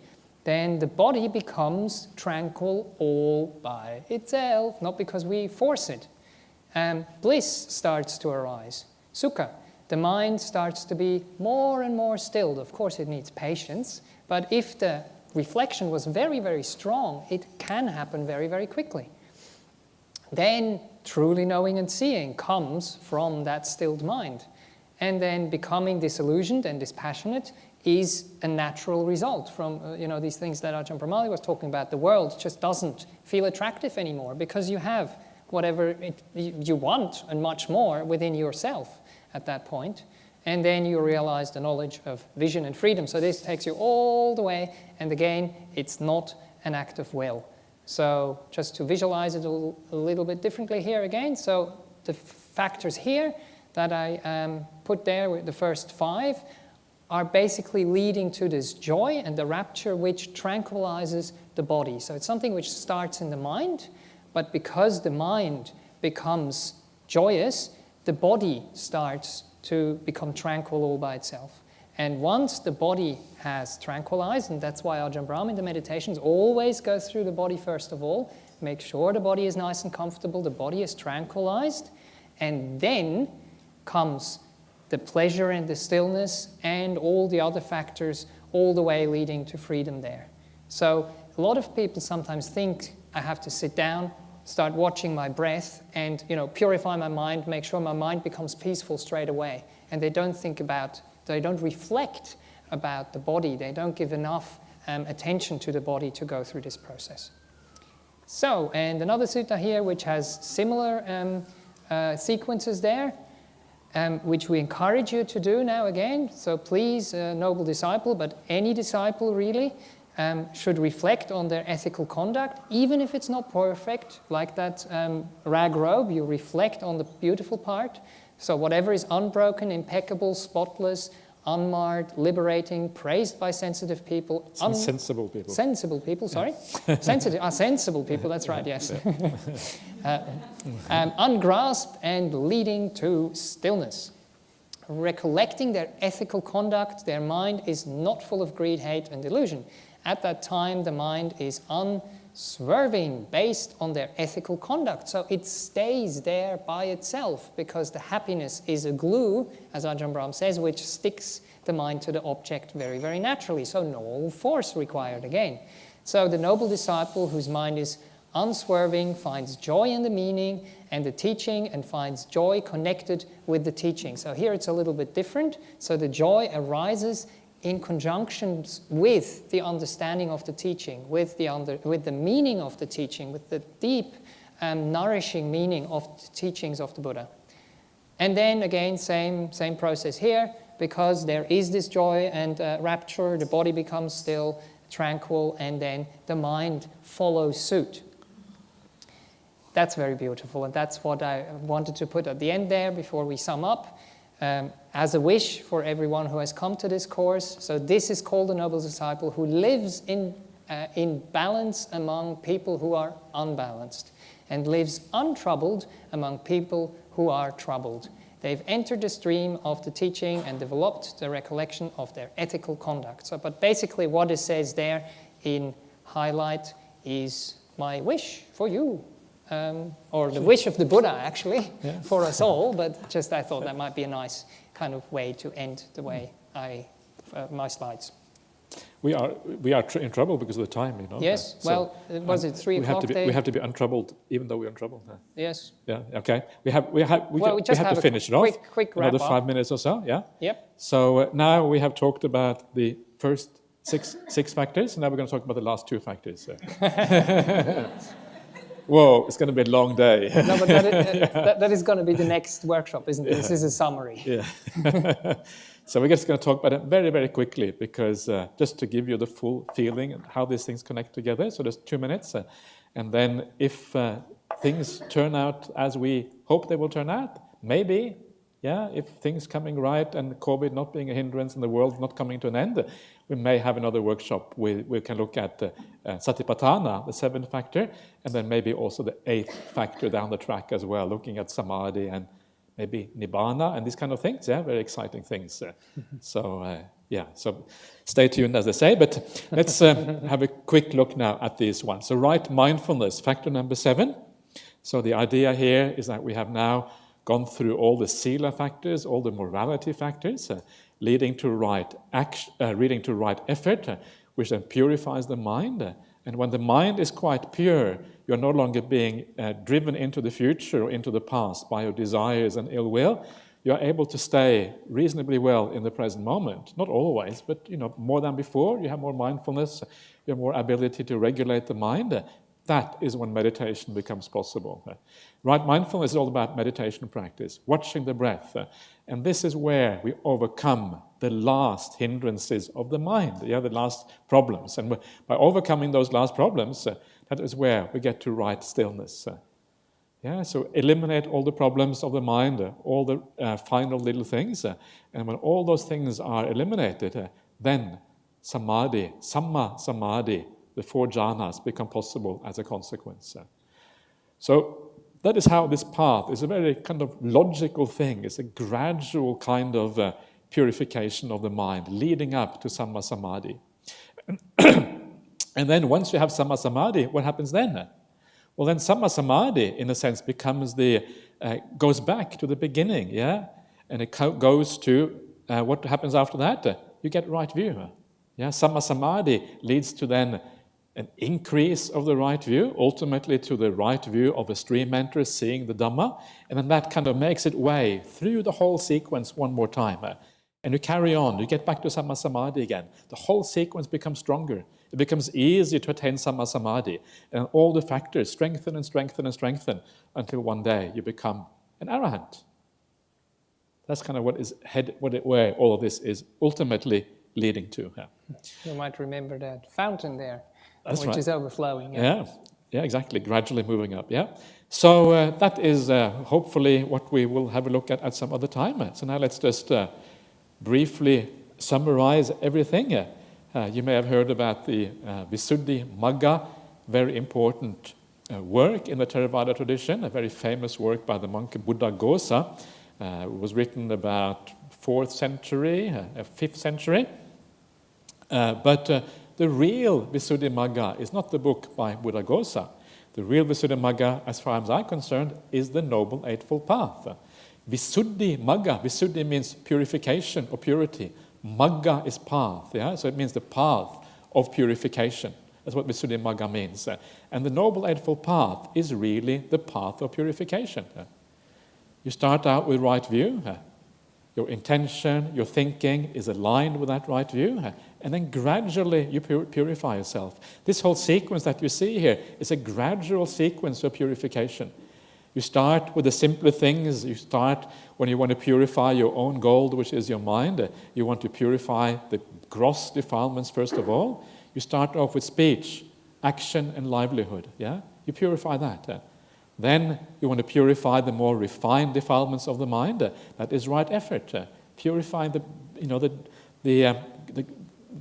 coarse aspects of greed and ill will and all of this. And then you purify that to some extent. Then you start your meditation practice, which is even more purification. Yeah, purify even more. Get rid of even the last little hindrances in the mind by stilling your mind on your breath and then allowing the other hindrances to dissipate. More and more purity. This is what the path is really about. It's a very simple idea once you understand what it is about. This is how it kind of comes together. And eventually, when your mind is fully pure, that is when your mind has the ability to enter samadhi, stillness, samma samadhi at the very end. So it's all about purity, but you have to do it in the right sequence. And this is how this path works. And then, when you finally come, your mind is entirely pure. You have the right samadhi, the right stillness of the path, and all of these things. that is then what enables you to make the breakthrough and see things in accordance with the reality. Yeah, that is kind of the point.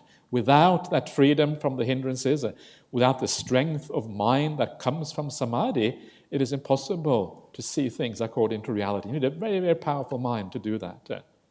So it's a very simple path. So think of it as the path of purity. And if you think of it like that, then the whole sequence will be natural to you. People often say, oh, I can't remember all the 8 factors. Oh, what is it? Right speech, right what? Right something. I can't remember. What is the sequence? Is it this one first? No, remember, it's a very natural sequence. It is based on the idea of purification. First the coarse things, then the medium defilements, then the refined defilements. You make this beautiful, bright, and powerful mind in your life that ends up with Samma Samadhi. Very, very powerful and beautiful. And then you are ready for the really big time awakening experiences, stream entry, and maybe eventually even Arahant. So, that is it. So I'm going to stop there, just as a very, very brief summary for you for what this path is all about. And I just want to maybe finish off. It's a few minutes over time. I want to finish off by just thanking everybody. Lehar has already done a little bit of thanking, so maybe it's my turn. I'll do a bit of thanking now. So I want to thank, first of all, my marvelous companion in this, Venerable Bhikkhu Bodhi, Venerable Bodhidhaja. And maybe this is time also to thank Venerable Mudito, yes, because I forgot to thank him last time. It's his birthday today. It's his birthday even, yeah. So I must say, it's always nice to have such marvelous spiritual companions in the monastic life, people of such good conduct and people who really take the spiritual life very, very seriously and do their very best to practice this to the highest degree. What a wonderful thing that is.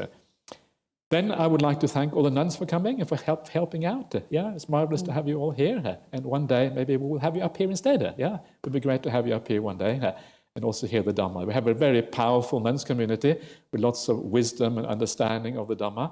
And I really hope that one day we will be able to hear more from them. I'd like to thank my fellow monastics over here. Yeah, thank you for coming along and for supporting us with all of this. That's great. And thank you, Lehar, for being the mastermind behind this and organizing everything and making sure everything is right.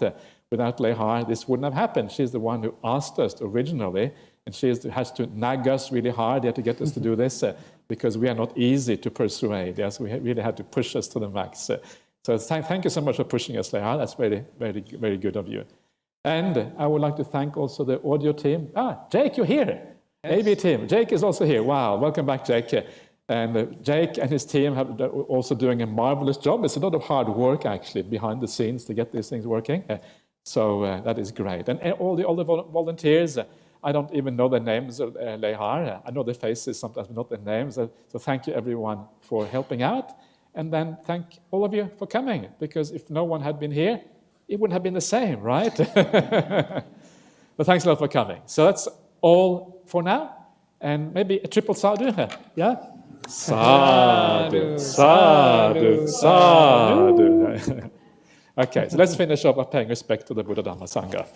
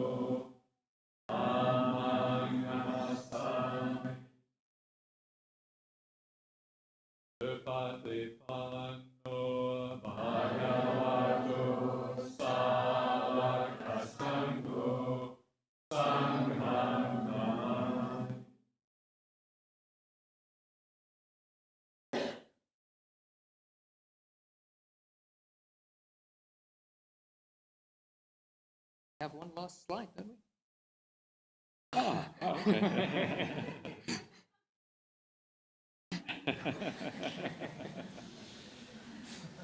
Forgot this slide. Yeah, okay. Yeah. Spent about 15 minutes.